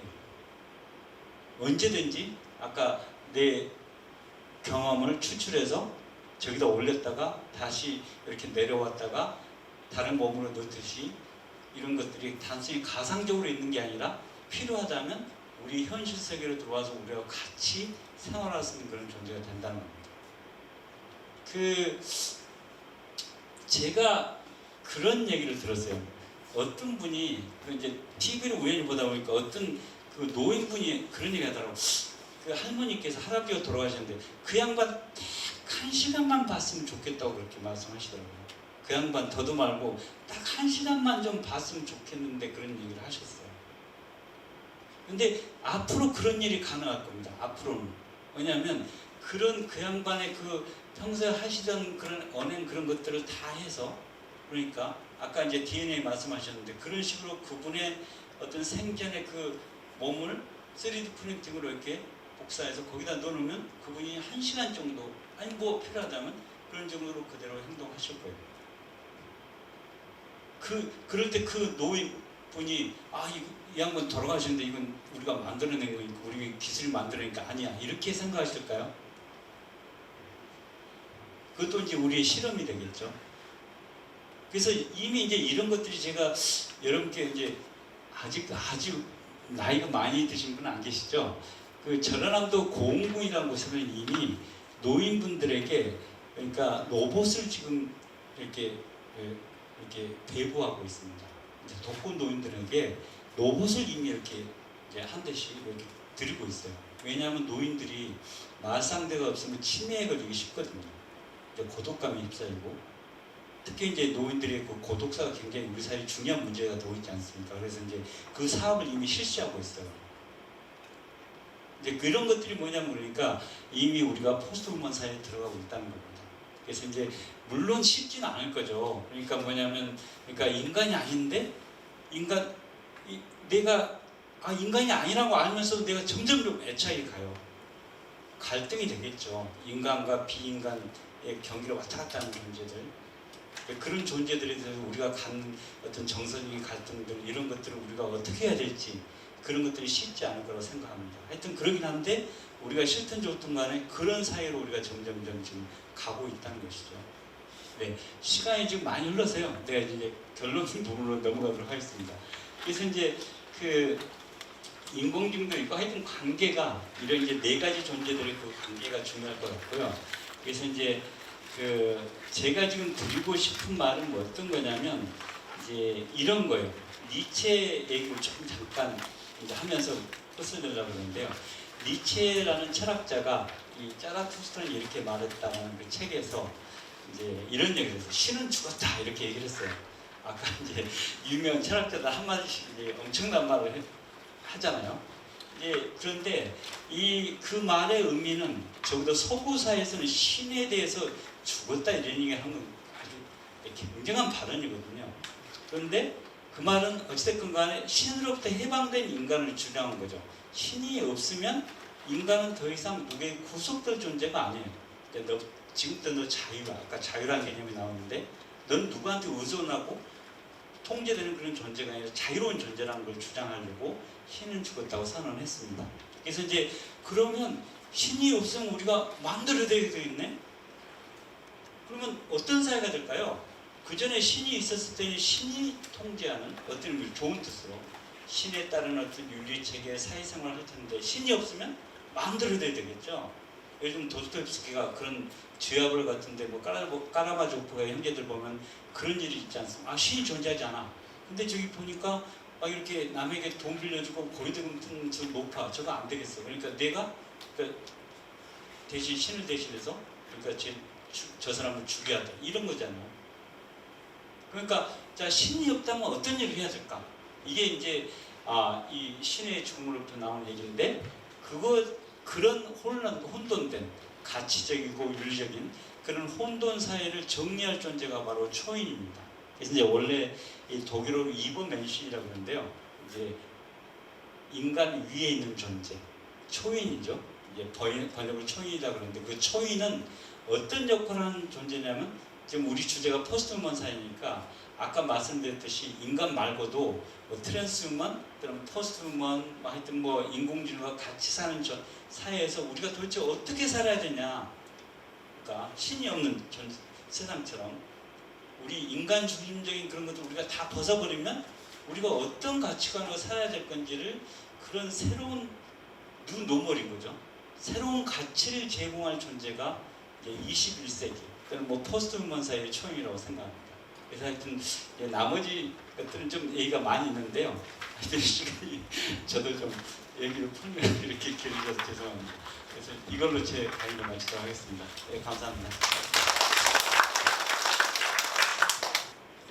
시간이 많이 흘렀죠. 그래서 저는 빨리 그 40분 정도 설명을 드리고요.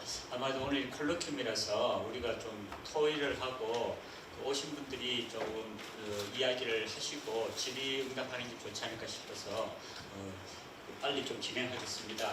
처음에 제가 했던 거는 뭐 우리가 이 그 수성이기 범어도서관에서 인문학 할 때 고전을 통해 본 인문학이었기 때문에 그래서 그걸 간단히 정리했습니다. 지난 보신 것처럼요. 왜 고전이 필요한가?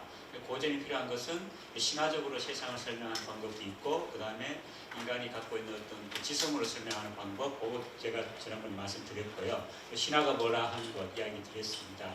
인간이 자신의 기원과 현실을 설명하는 것이다.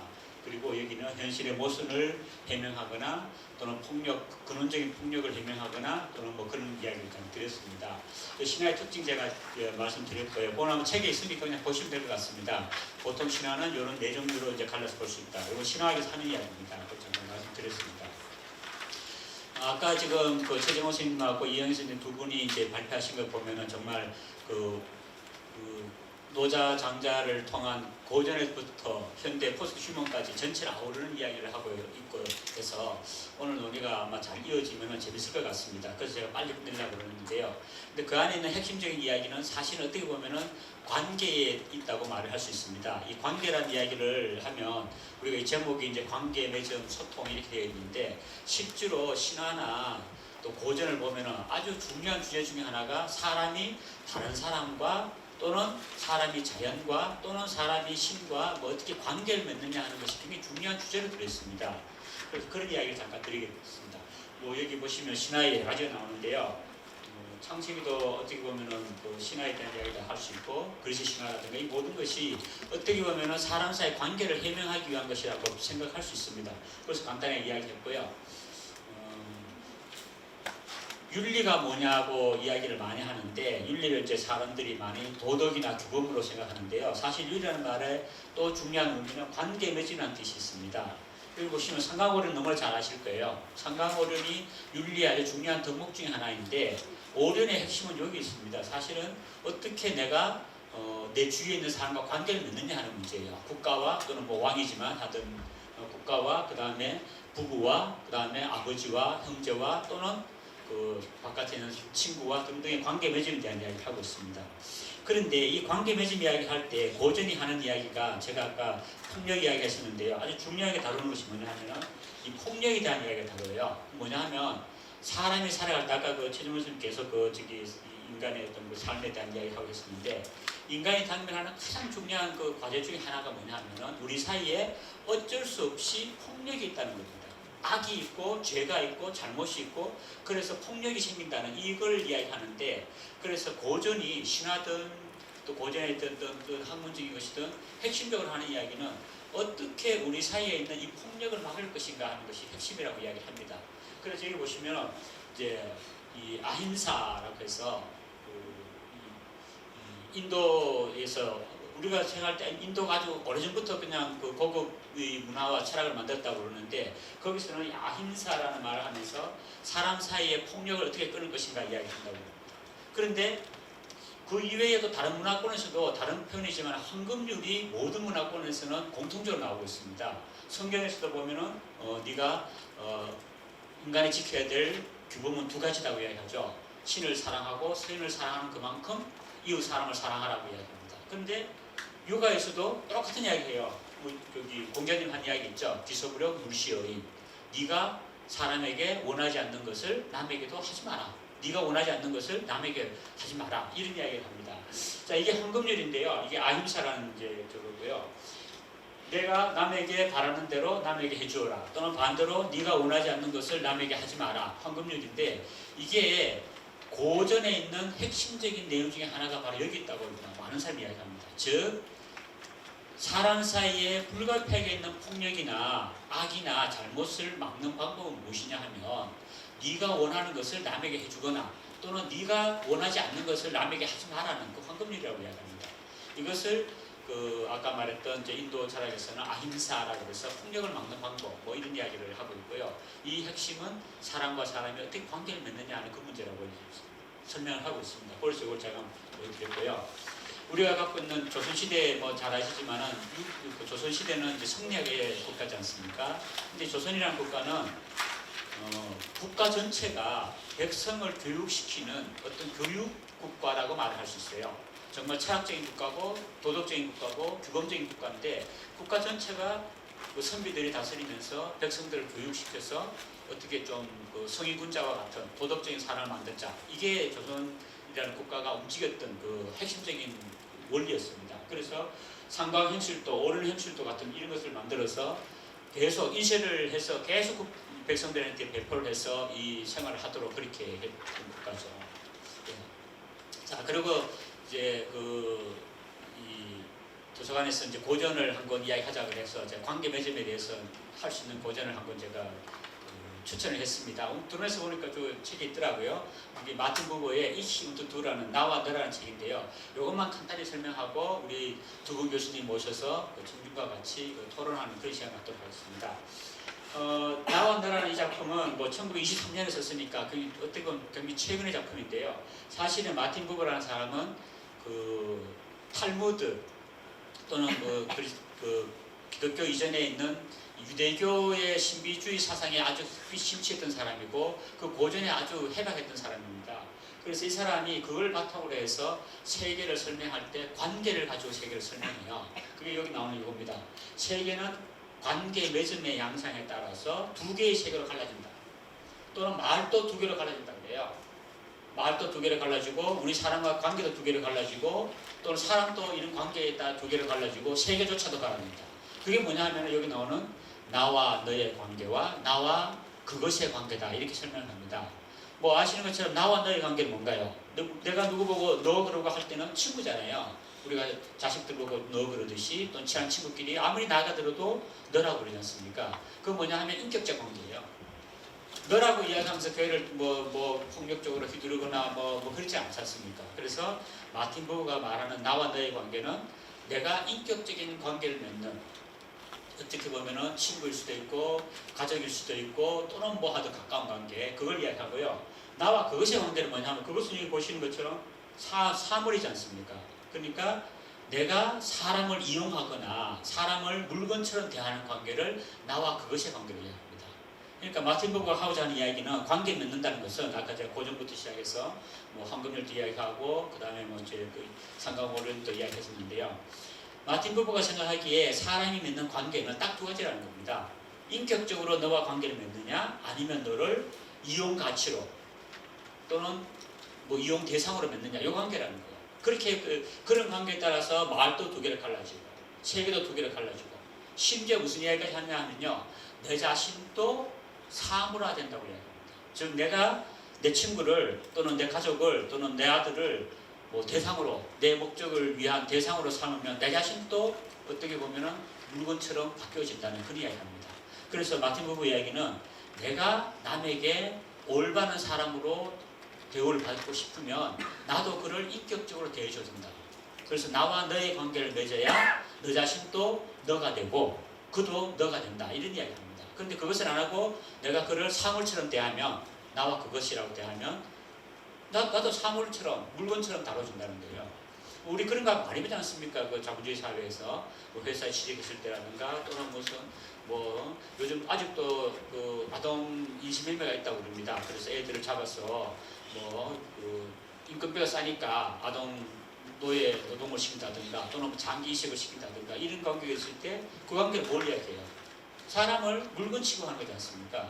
그래서 그런 거를 비판하는 것이 이 마틴 부버의 그 이야기입니다. 그래서 여기 보시면은 사물적인 관계를 맺는 것은 모든 것을 대상화한다. 그리고 그렇게 대상화하면은 예를 들어서 기술 문화는 사람을 부품처럼 다루고 예를 들어서 노동자들을 만약에 부품처럼 다루면 그거 사람을 기계처럼 다루는 거지 않습니까? 또는 자본주의 사회에서는 모든 것을 상품으로 다룬다 이렇게 이야기합니다. 자, 여기 그다음 보시면 사과를 제가 찍어 왔는데요. 이 사과는 요건 제가 찍은 겁니다. 어디 청송 사과 때요. 실제로 그 가다가 청송에 그 작년 그 추석 때 가다가 너무 이뻐가지고 이제 찍었거든요. 그 가다 보면은 청송과 의성고 사이에 있는 거기에 있는 그 제 이모집 사과밭에서 찍은 겁니다. 근데 이거는 그 우리 이전 사촌 형님이 선수 갖고 온 사과예요. 그럼 우리가 따서 먹고 뭐 동생이 오면 따주고 하는 그 정말 우리가 갖고 온 사과입니다. 요건 뭐예요? 요거는 백화점에서 파는 사과예요. 똑같은 사과인데 아까 말한 대로 나와 너의 관계에 따라서는 이렇게 형님이 사과를 갖고 와서 동생을 위해서 따주는 그런 사과일 수도 있고 아니면 백화점에서 물건으로 파는 그래서 이 물건을 파는 백화점 주인은 또 가게 주인은 이 사과의 가치나 내용에 관심이 없습니다. 이 사과가 가지고 올 이익에만 관심이 있어요. 그렇게 별가능 같은데 삶을 또 이렇게 두 가지로 생각해 볼 수 있다는 이야기를 이제 하고 있습니다. 물론 다른 철학자가 하는 이야기인데요. 그런 이야기 좀 드립니다. 자, 포도주를 제가 드리는데요. 포도주도 마찬가지예요. 마틴 부부와 비슷한 이름을 가진 마틴 하이데거라는 철학자가 있는데요. 거의 같은 시대 사람입니다. 이 사람은 포도주를 뭐라고 하냐면 이렇게 해요. 자, 포도주를 봐라. 너네가 마시는 하나의 작은 포도주에 불과하겠지만 실제로 보면은 이 포도를 보고 포도가 어떻게 생깁니까? 하늘에 햇빛이 나와야 되고 땅에 그 열기와 땅에 주는 그 토지의 영양분과 이게 있어야 되지 않습니까? 그러나 하늘과 땅이 포도에 얽혀 있다는 거예요. 그리고 사람의 노동이 사람이 이제 포도를 의뢰해가지고 노동 이거 맞지 않습니까? 그러니까 하나의 포도주에는 사실은 네 가지의 어떤 관계가 얽혀 있다고 그럽니다. 무슨 관계요? 하늘이 허락한 날씨와 땅이 허락한 영양분이 있어야 되고 인간이 치는 노동이 있어야 된다는 겁니다. 그리고 포도주를 그냥 마시나요? 좋은 날 마시잖아요. 또는 가톨릭에서 보니까 미사 드릴 때 포도주를 이렇게 하더라고요. 그러면은 포도주는 굉장히 어떻게 보면 우리한테 성스러운 시간에, 우리한테 귀중한 시간에 마시는 거예요. 그래서 마틴 하이데거는 이렇게 합니다. 봐라, 네가 볼 때 물건이 저 하나 그냥 물건 같지, 백화점에 파는 물건 같지? 아니야.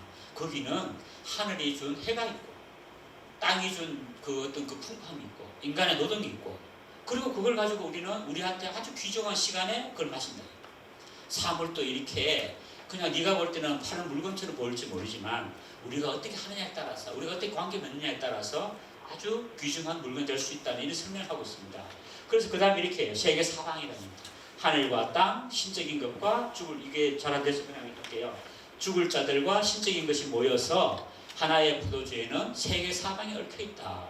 그래서 하늘의 태양과 비, 땅의 풍요로움을 받아서 인간이 자신의 노동으로 이것을 모아 우리의 삶과 우리의 축제를 지내는 거기에 포도주가 역할을 한다. 이렇게 분석을 합니다. 이 이야기의 핵심은 뭐냐 하면은 그만큼 삶을 쫓아도 관계를 어떻게 맺느냐에 따라서 그 의미가 전혀 달라진다는 거예요. 그 이야기를 하고 있습니다. 그래서 마틴 부부가 이야기하는데 마틴 부부가 아까 제가 1923년에 거쳐 썼다고 그러는데요. 사실은 이 사람이 하시딤이라는 아주 고전적인 그 유대교 신비주의에 아주 정통했던 사람입니다. 그래서 이 사람은 여기 보시면은 이제 그 신비주의 핵심을 신과 인간의 관계.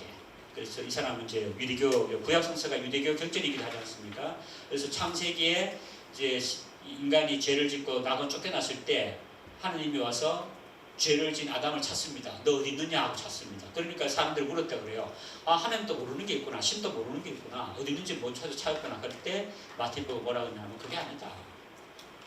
너 지금 내 명령을 어기고 사과를 따먹은 너는 지금 어디 있느냐고 물어보는 거다. 그렇게 설명합니다. 우리한테 묻잖아요. 너 어디 있느냐? 너 지금 뭐하니? 하고 묻는 그 질문이라는 거예요.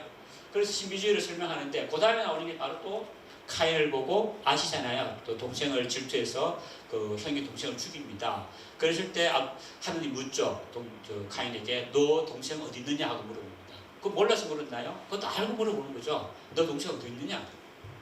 땅이 네 동생의 피가 땅에서 울부짖고 있다. 너 뭐 했느냐 하고 물은. 그때 카인이 했던 이야기는 내가 동생을 지키는 사람입니까? 라고 얘기했다. 관계를 배신한 거죠. 이런 이야기를 이제 하고 있습니다.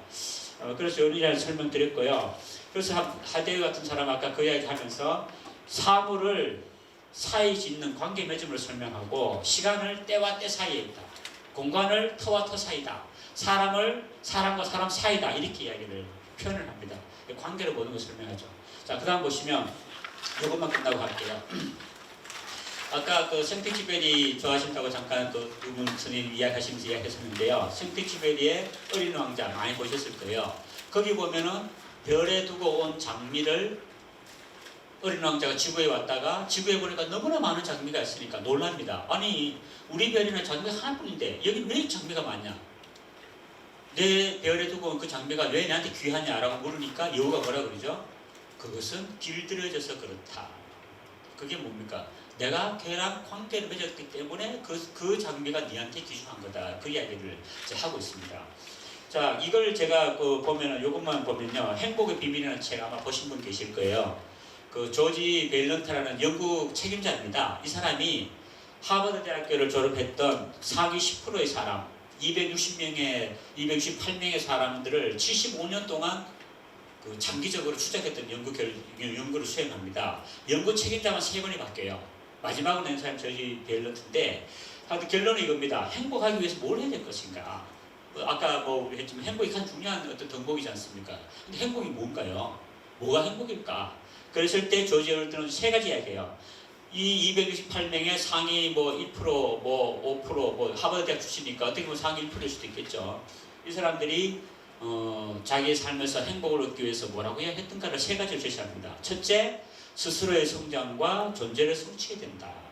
나와 나의 관계 안에서. 둘째는 성숙한 태도로 인생의 난관을 극복해야 된다. 그리고 마지막으로 얘기하는 것이 사회적 관계를 유지하는 것이다. 이렇게 이야기합니다. 그래서 이것들 보면은 고전 이야기 했습니다만은 정말 우리에게 행복을 주는 것이 뭔가 한 가지도 이야기했고 뭐 했는데, 그래서 이런 이야기를 제가 한번 드렸습니다. 아까 두 분 선생님들 이야기하시면서 그 고전 이야기도 하시고 그 다음에 그 장자 노자 이야기하면서 우리의 행복에 대한 이야기도 하고 했었는데요. 이렇게 보면은 우리 그 강의들이 어떤 수미일관하지 않는가 싶습니다. 그래서 이 책상 정리하는 시간을 잠깐 쉬었다가 책상 정리 끝나고 나면은 뭐 시간이 얼마 남았지 않지만 그래도 조금 같이 또 토론을 하고 마무리 짓도록 그렇게 하겠습니다. 고맙습니다. 네. 앞에 두 분 교수님들께서 노자와 장자를 통해서 이야기를 하시고 그 다음에 포스트 휴먼, 아까 제가 마지막에 말씀드렸습니다만 포스트 휴먼까지 이야기를 하셨습니다. 그런데 고전을 통한 인문학에서 다룰 수 있는 우리의 처음과 기원과 그리고 앞으로 나아갈 방향에 대해서 통괄적으로 이야기를 하신 것 같습니다. 그래서 다시 또 이야기 듣기는 그렇고요. 참석하신 여러 스님들께서 갖고 있는 질문이나 의문이 있을 것 같아요. 그래서 그 이야기를 먼저 하시면 그걸 중심으로 해서 우리가 좀 대답을 같이 하는 그런 방향으로 할까 싶습니다. 혹시 질문이나 하실 이야기 뭐 있으시면 지금 좀 해주시면 시간이 사실 얼마 안 남았거든요. 그래서 우리 이야기 듣는 게 좋을 것 같습니다. 어느 분이 뭐 질문이나 하실 이야기 있으신지요? 아니면 무슨 뭐 본인 이야기 하셔도 좋습니다. 예. 질문 있으신 선생님 혹시 주시면 저희가 마이크 전달해 드릴게요.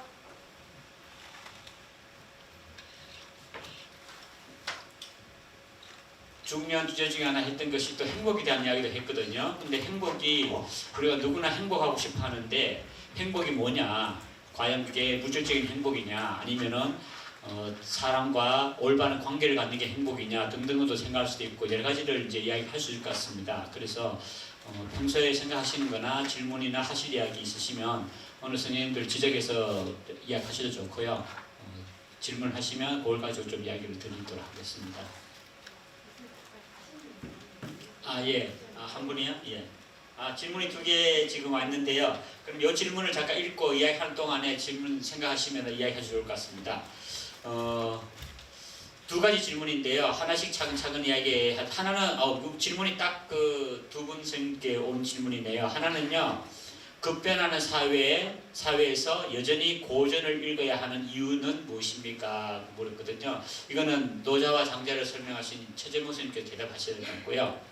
2번째 질문은 인문학은 포스트 휴먼 사회에서 어떤 역할을 해야 하는가라는 질문입니다. 이건 당연히 이영희 선생님께서 대답하실 것 같은데요. 우선 어느 분께서 먼저 대답을 하시겠어요? 이영희 선생님께서 그러면 포스트 휴먼 사회 아까 그 강의하신 거 있으니까 연결시켜서 이야기해 주시면 좋겠습니다. 네. 질문이 이제 인문학이 포스트 휴먼 사회에서 어떤 역할을 해야 되는가, 할 수 있는가 이런 질문인데요. 이제 할 수 있는가와 해야 되는가는 좀 다른 문제죠. 하나는 이제 당위적인 문제고 뭘 역할을 해야 되냐, 그 이제 책무나 뭐 역할에 대한 강조를 갖고 할 수 있냐는 실제로 이제 어떤 일을 할 수 있는 건지 이제 사실적인 문제인데 저는 뭐 그거 이제 구분하지 않고 다 말씀드리겠습니다. 이제 제 생각으로는 그러니까 지금 우리가 지금 살고 있는 그런 사회가 점차로 굉장히 많이 바뀌고 있죠, 그죠? 그러니까 여러분이 이제 학교 다니실 때, 초등학교 다니실 때 기억이 나신다면 그때 여러분이 사셨던 삶의 공간하고 지금 공간하고는 엄청난 차이가 많잖아요. 물론 사람은 크게 바뀌지 않았습니다. 그러긴 하지만 우리가 입는 거, 뭐 먹는 거 그런 것들의 이제 사소한 변화로부터 또 삶의 공간 자체의 구조가 엄청 변했죠. 그러니까 이제 뭐 초연결 사회라고 하듯이 이제 모든 게 지금 인터넷으로 연결되어 있는 사회이고 사실 이제 아까 최 교수님도 말씀하셨지만 언택트가 이제 이 코로나 때문에 그러기도 하지만 저는 코로나 아니라도 점차로 우리가 이런 이제 그런 이 초연결이 되면 될수록 점점 그러니까 언택트가 되는 그런 것이죠. 그러니까 그 초연결되면서 전 세계 어느 누구하고도 많이 연결되지만 실제로는 직접 얼굴을 대면하지는 않아요. 그런 이제 시대에 살고 있는 거죠. 그래서 이제 그런 시대, 아까 또 제가 이제 말씀드리면서 이제 젊은 세대들의 이제 결혼을 기피하고 또 결혼하더라도 뭐 자녀를 낳지 않는 그런 이제 시대적인 조류 이런 것들이 옛날 관점에 보면 전혀 이해할 수 없는 것이죠. 그래서 이제 그러면 우리가 그런 새로운 시대 어떤 새로운 시대에 살고 있는데 그게 이제 우리가 포스트 휴먼 시대라고 한다면 그런 시대에는 전통적인 윤리 가치가 그대로 적용되지는 않을 것 같아요. 많이 바뀔 것 같습니다. 이제 근본적인 뭐 요즘 행복이 삶의 목적이라고 하더라도 그러니까 옛날 그러니까 이 코로나 시대 이전의 그런 어떤 행복과 이제 코로나 시대가 언제 잡힐지 모르겠지만 그런 이후에 이제 어떤 행복이라든지 또 삶의 이제 관점, 기준, 행동 기준 이런 것들이 바뀌듯이 그러니까 포스트 휴먼 시대에도 그러니까 그런 전통적인 가치관이 많이 바뀔 것 같거든요. 이제 뉴 노멀이 필요한 거죠. 그래서 이제 그런 걸 누가 제공하냐? 흔히 이제 뭐 현자들이나 이제 철학자들이나 이제 그래야 되겠죠.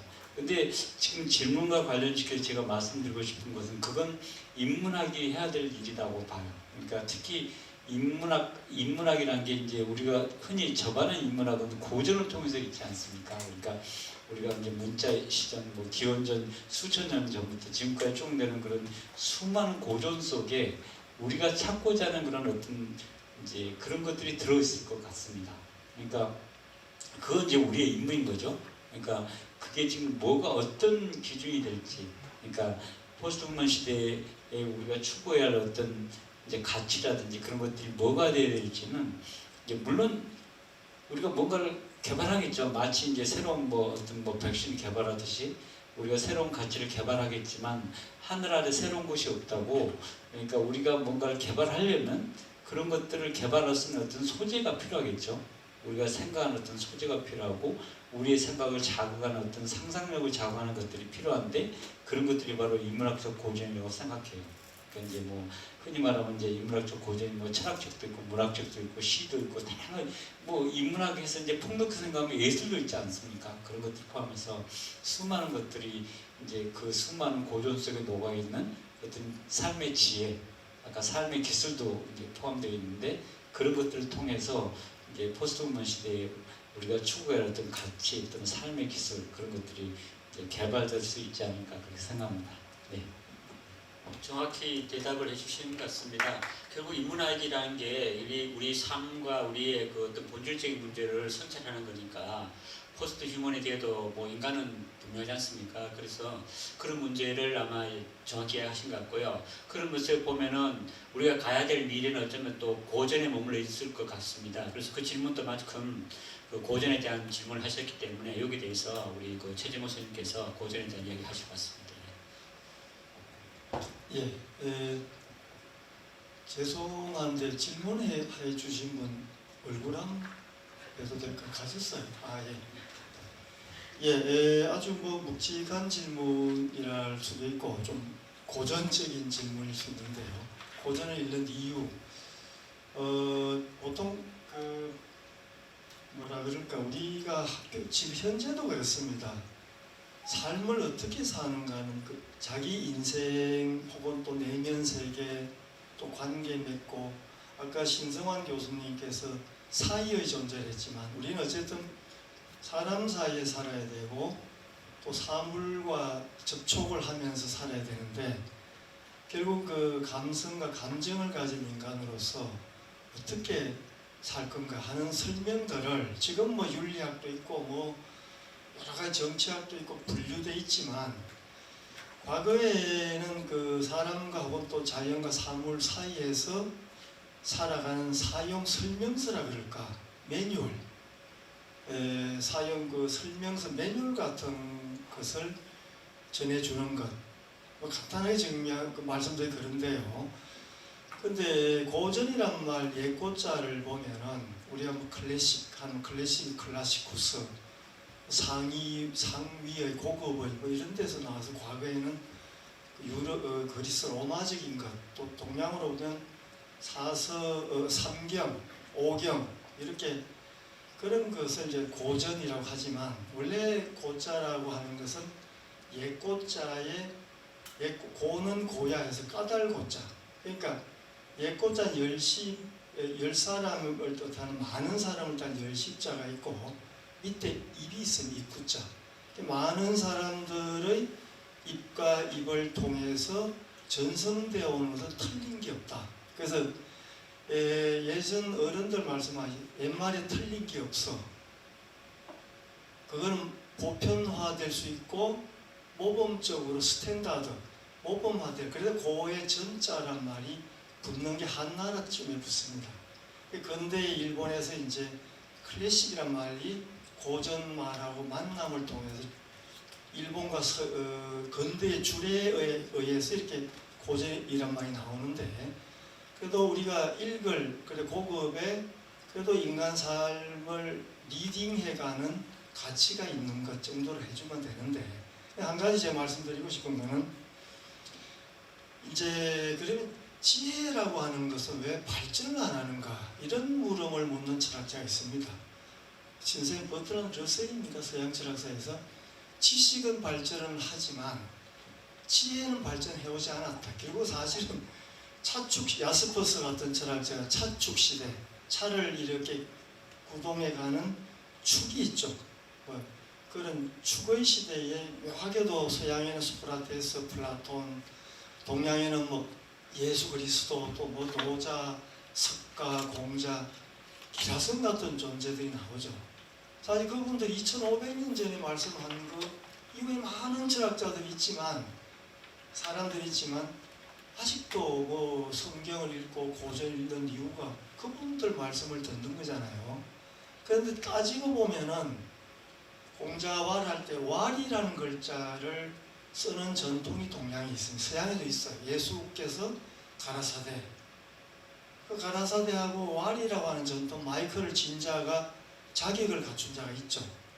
그리고 그걸 듣는 자가 있고 그러면 뭘 듣는가 하는 건데 그게 아까 신 교수님 또 이영희 교수님 말씀하신 대로 사람의 가치죠. 그 속에 뭐 도덕도 있고 윤리도 있고 왜 살아야 되는가 하는 해명도 있고 여러 가지 있지만 그걸 포괄적으로 지혜라고 할 수 있어요. 지혜인데 지식은 뭐 수많은 지식이 있지만 사실은 지혜의 말씀은 부처가 말한 것, 공자가 말씀하신 것, 예수 그리스도 말씀하신 것, 또 소크라테스, 플라톤이 말한 것, 뭐 그런 것을 크게 벗어난 게 없습니다. 서양의 역사도 화이트헤드 같은 사람은 서양의 철학 세본들 플라톤의 각주에 불과하다. 나머지는 다 각주석 따랐다는 의미거든요. 이미 다 위대한 거는 다 말해놓은 거라는 거예요. 아까 이영희 말씀대로 새로운 게 없다는 것처럼 그 동양도 낮의 세계, 질서 있는 세계는 공자의 주석이라고 보면 돼. 공자 말씀을 주석으로 보면 돼. 공자 말씀의 주석이다. 그래서 송나라 때 어떤 그 주막의 낙서에 보면은 만약에 공자가 태어나지 않았으면 이 지상은 깜깜한 어둠이었다. 뭐 그런 멋진 그 낙서가 있었대요. 그 태양 같은 그 말씀을 했다. 또 노자 장자. 그 그는 이제 어두운 좀 아버지가 있어 어머니 같은 사상으로서의 또 쓰다듬어주고 괜찮다 일어서라 이렇게 자비로운 말씀을 주는 좀 그 비운 것을 이야기하는 비질서 속의 말씀들을 해주는 또 철학이 있듯이 역시 그 지혜라고 하는 그것을 통해서 누구도 알려주지 않는 그 삶의 매뉴얼, 그 삶의 지혜를 알려준 책이다. 그래서 지금도 옛말에 틀린 격자라고 하는 그런 의미를 아직도 이제 손에 꼭 쥐고 있는 게 아닌가 그런 생각 한번 해봅니다. 답이 됐는지 모르겠습니다. 우리 고전 이야기하고 포스트잇먼 이야기하고 했을 때도 결국 핵심은 사람이 어떻게 올바른 관계를 맺고 어떻게 사람답게 사느냐 그게 핵심인 것 같습니다. 그리고 거기에 또 행복이 있는 것 같고요. 고전도 그 이야기 하는 것 같고 포스트잇먼도 그 이야기 하는 것 같은데요. 혹시 청중 중에 이런 거와 관계해서 조금 두 분 모시기 좀 힘든데 오셨으니까 한 자리에 모시기 상당히 힘들죠. 그러니까 이게 한번 질문을 좀 하시면 요거 관계해서 또 대답을 한번 듣고 넘어가도록 하겠습니다. 또 질문 있으신가요? 예, 저기 질문 하시는데.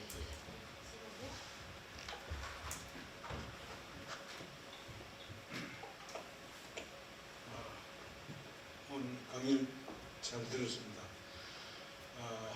요즘 인문학의 고사 시대라고 하는데 철학이라든가 인문 이런 것이 진정으로 진리를 탐구하고 이렇게 하는데 요즘은 대학이 하나의 취업의 도구로서 이것이 학문의 전당이 아니라 이 대학교가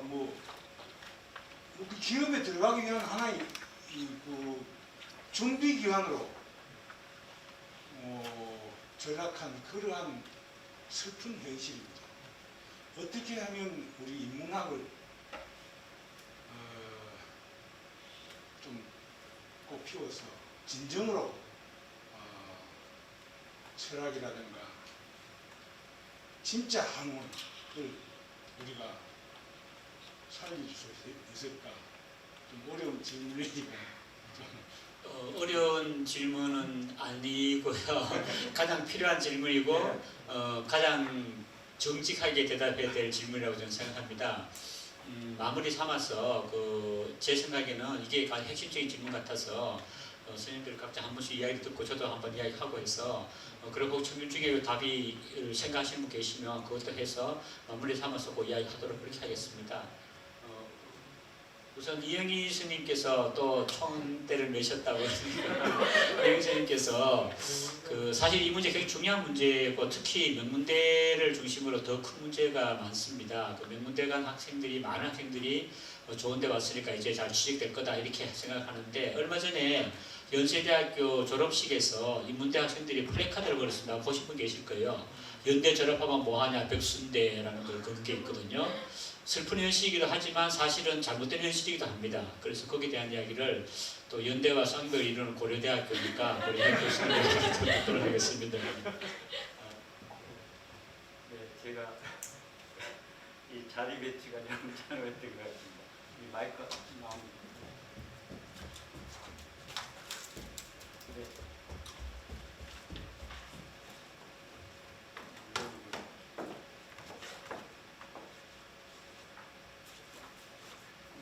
네. 그래서 질문이 저한테 어려운 질문이에요. 그런데요, 제가 이제 그런데 저는 그 문제의식은 갖고 있습니다. 근데 이제 제 경험부터 짧게 말씀드리면, 저는 이제 철학과 갈 때 사실 성적에 밀려서 철학과를 가지는 않았어요. 사실은. 그러니까 이제 그게 사회 풍조가 좀 중요하다고 생각하고요. 그러니까 대학이 사실 이제 질문하신 선생님께서 말씀하셨지만 진짜 취업을 위한 준비기관이어서는 안 되지 않습니까? 근데 이제 어려운 문제가 어떻게 하면 그러면 대학이 진짜 학문을 위한 전당이 돼야 될까? 특히 인문학이 이제 과학에서는 발전하겠죠. 근데 인문학이 거기 걸맞게 그러니까 이제 제대로 꼽혀야 될까? 그러려면 우리가 인문학을 보는 그 관점을 우리가 바꿔야 될 것 같습니다. 그러니까 철학과 나와서 뭐 하냐? 사실 옛날에 철학과 나오면 뭐 할 거 없었어요. 그렇지만 이제 그래도 거기 가서 국가대학에 살고 거기에 빠져서 이제 했거든요. 그러니까 이제 그렇지만 이제 이건 이제 원론적인 대답이고 제가 느끼는 바로는 어떻게 인문학을 우리가 살려야 될까 또는 해야 될까 그러면 철저하게 인문학을 교육시켜야 됩니다. 그러니까 더 철저할 수밖에 없어요. 그러니까 예를 들면 동양이면 우리 동양의 고전을 철저히 읽히고 예를 들면 학교에 들어오면 대학생들한테 그러니까 뭐냐면 플라톤을 읽히고 철저히 교육을 시켜야 되는 거죠. 사실 모든 대학이 지금 그 취업이 어렵다고 그러니까 인문학도들한테 뭐 컴퓨터 랭귀지 가르치고 그러거든요. 물론 그것도 중요하긴 하지만 실제로 인문학을 위한 충분한 교육을 철저히 더 시켜야 된다고 생각해요. 그게 원론적인 대답이긴 하지만 그런 걸 통해서 소수이긴 하지만 진짜 인문학을 항유하고 그걸 위해서 자기의 어떤 그 이제 호기심도 채우면서 어떤 의미로 인문학을 즐기는 그런 사람들을 우리가 끌어모으고 그걸 통해서 인문학을 발전하는 것이지 그러니까 취업하고 그런 것과는 이제 물론 그것도 중요하지만 그것을 우리가 이겨낼 수 있는 유일한 방법은 인문학의 가치를 우리가 발굴하고 그걸 즐기는 사람들을 우리가 스스로 이렇게 이끌고 그런 사람들을 도와주고 또 기르고 그런 것이 좋을 거라고 생각합니다. 이게 좀 답변이 좀 죄송합니다. 네. 예, 이영희 선생님께서 처음에 저 자리가 배치가 저렇게 되니까 자꾸 먼저 가는 것 같은데 고맙습니다. 미리 그 바람막이 해주셔서 예, 아주 좋은 질문을 해주셔서 너무 감사드립니다. 사실 특히 그 코로나가 온 뒤에 저는 뭐 연구년이라서 올해는 지금은 쉬고 있습니다만은 정말 학생들이 학교에 오고 싶어도 만날 수가 없고 물론 만남이라는 게 뭐 줌이라든지 수업 시간에 뭐 기술을 통해서 만나지만 직접 대면이 없거든요. 더 설렁해지고 특히 영남대 같은 경우는 캠퍼스는 넓은데 사람이 없어요. 사람이 그리워졌어요. 꽃은 혼자 피었다 지고 낙엽도 지금 혼자 뚝뚝 떨어지고 있을 거예요. 그래서 이제 지금 시대도 여전히 인간이 뭔가 하는 문제 있는데 저는 그 대학이 가는 방 옛날에 이제 책에 대학이 있고 소학이라는 게 있지 않습니까? 크게 보면 대학은 필로소피를 필로소피라고 하는 그 큰 지혜를 얻고 큰 위대한 정치를 하게 만들고 그런 큰 스케일이 있죠. 그러면 대장부를 키우는 것이 쫄장부를 키우는 데 아니지 않습니까? 소학이라고 하는 것은 필롤로기 전통입니다. 하늘천 따지 문자를 배워야 되고 책이라든지 텍스트 비판도 할 줄 알아야 되고 뭐 따질 줄 알아야 되고 자질구레한 그 마당 설고 물 뿌리고 뭐 인사하고 이런 거 다 배워야 되잖아요. 기초 숟가락도 놓을 줄 알아야 되고 옷도 입을 줄 이런 게 이제 소학 과정에서 배우는데 실제 대학이라고 하는 것은 스케일이 크고 대규모의 그 정신을 갖고 지성을 갖추고 그게 대학의 정신이어야 되는데 그래서 보통 그 대학의 정신에 걸맞는 대인 군자를 키운다 이래 보면 전통 용어를 보면 그 대인 군자의 핵심이 뭐냐 하면 의와 덕입니다. 정의로가 의리를 가르치고 배워야 되고 덕이라고 하는 도덕심이거든요. 덕성을 갈고 닦는 게 이제 군자들이 가는 길이고 그다음 소인이 나쁜 게 아닙니다. 소인이라는 거는 나이가 어린 것도 있지만 그 프로페셔널한 직업에 관여한 사람들은 다 소인이라고 해서 그릇 하나의 그릇이 되는 사람들 A, B, C, D 직업 이런 사람들은 뭔가 스킬과 테크닉을 익히는 쪽이기 때문에 이런 사람이 있어야 노벨상이 나오죠. 화학한 사람 쭉 화학을 봐야 되고 그것도 존중돼야 우리 사회가 너무 두리뭉실해가지고 그렇지만 이 사람들이 지향하는 건 이와 이익과 혜택이거든요. 이득이 남아야지 보너스가 있고 인센티브가 있어야지 이걸 따지는 사람은 월급쟁이죠. 직장에 뭐 다니는 사람이죠. 그러나 CEO가 될 위대한 사람들은 돈 따지고 이런 뭐 하지 않습니까? 이제 그런 필로소피 그래서 이제 유명한 이야기가 교토대학의 로스쿨에서도 로스쿨생들에게 교양으로서 가르쳐야 될 게 아직도 해결이 안 된 문제가요. 스킬이냐 소피아냐 문제를 두고 오랜 논쟁을 겪었어요. 그래도 아직도 해결이 안 됐고 변호사나 법관이 되는데도 교양으로서 뭘 가르치지? 필로소피냐? 아니야. 변호사의 돈 버는 기술과 말하는 법전을 다루는 기술만 배우면 돼. 대학이 지금 이 부분에서 헤매고 있습니다. 그래서 저는 대학에 교육부 장관이라는 사람들도 오면 쓸데없는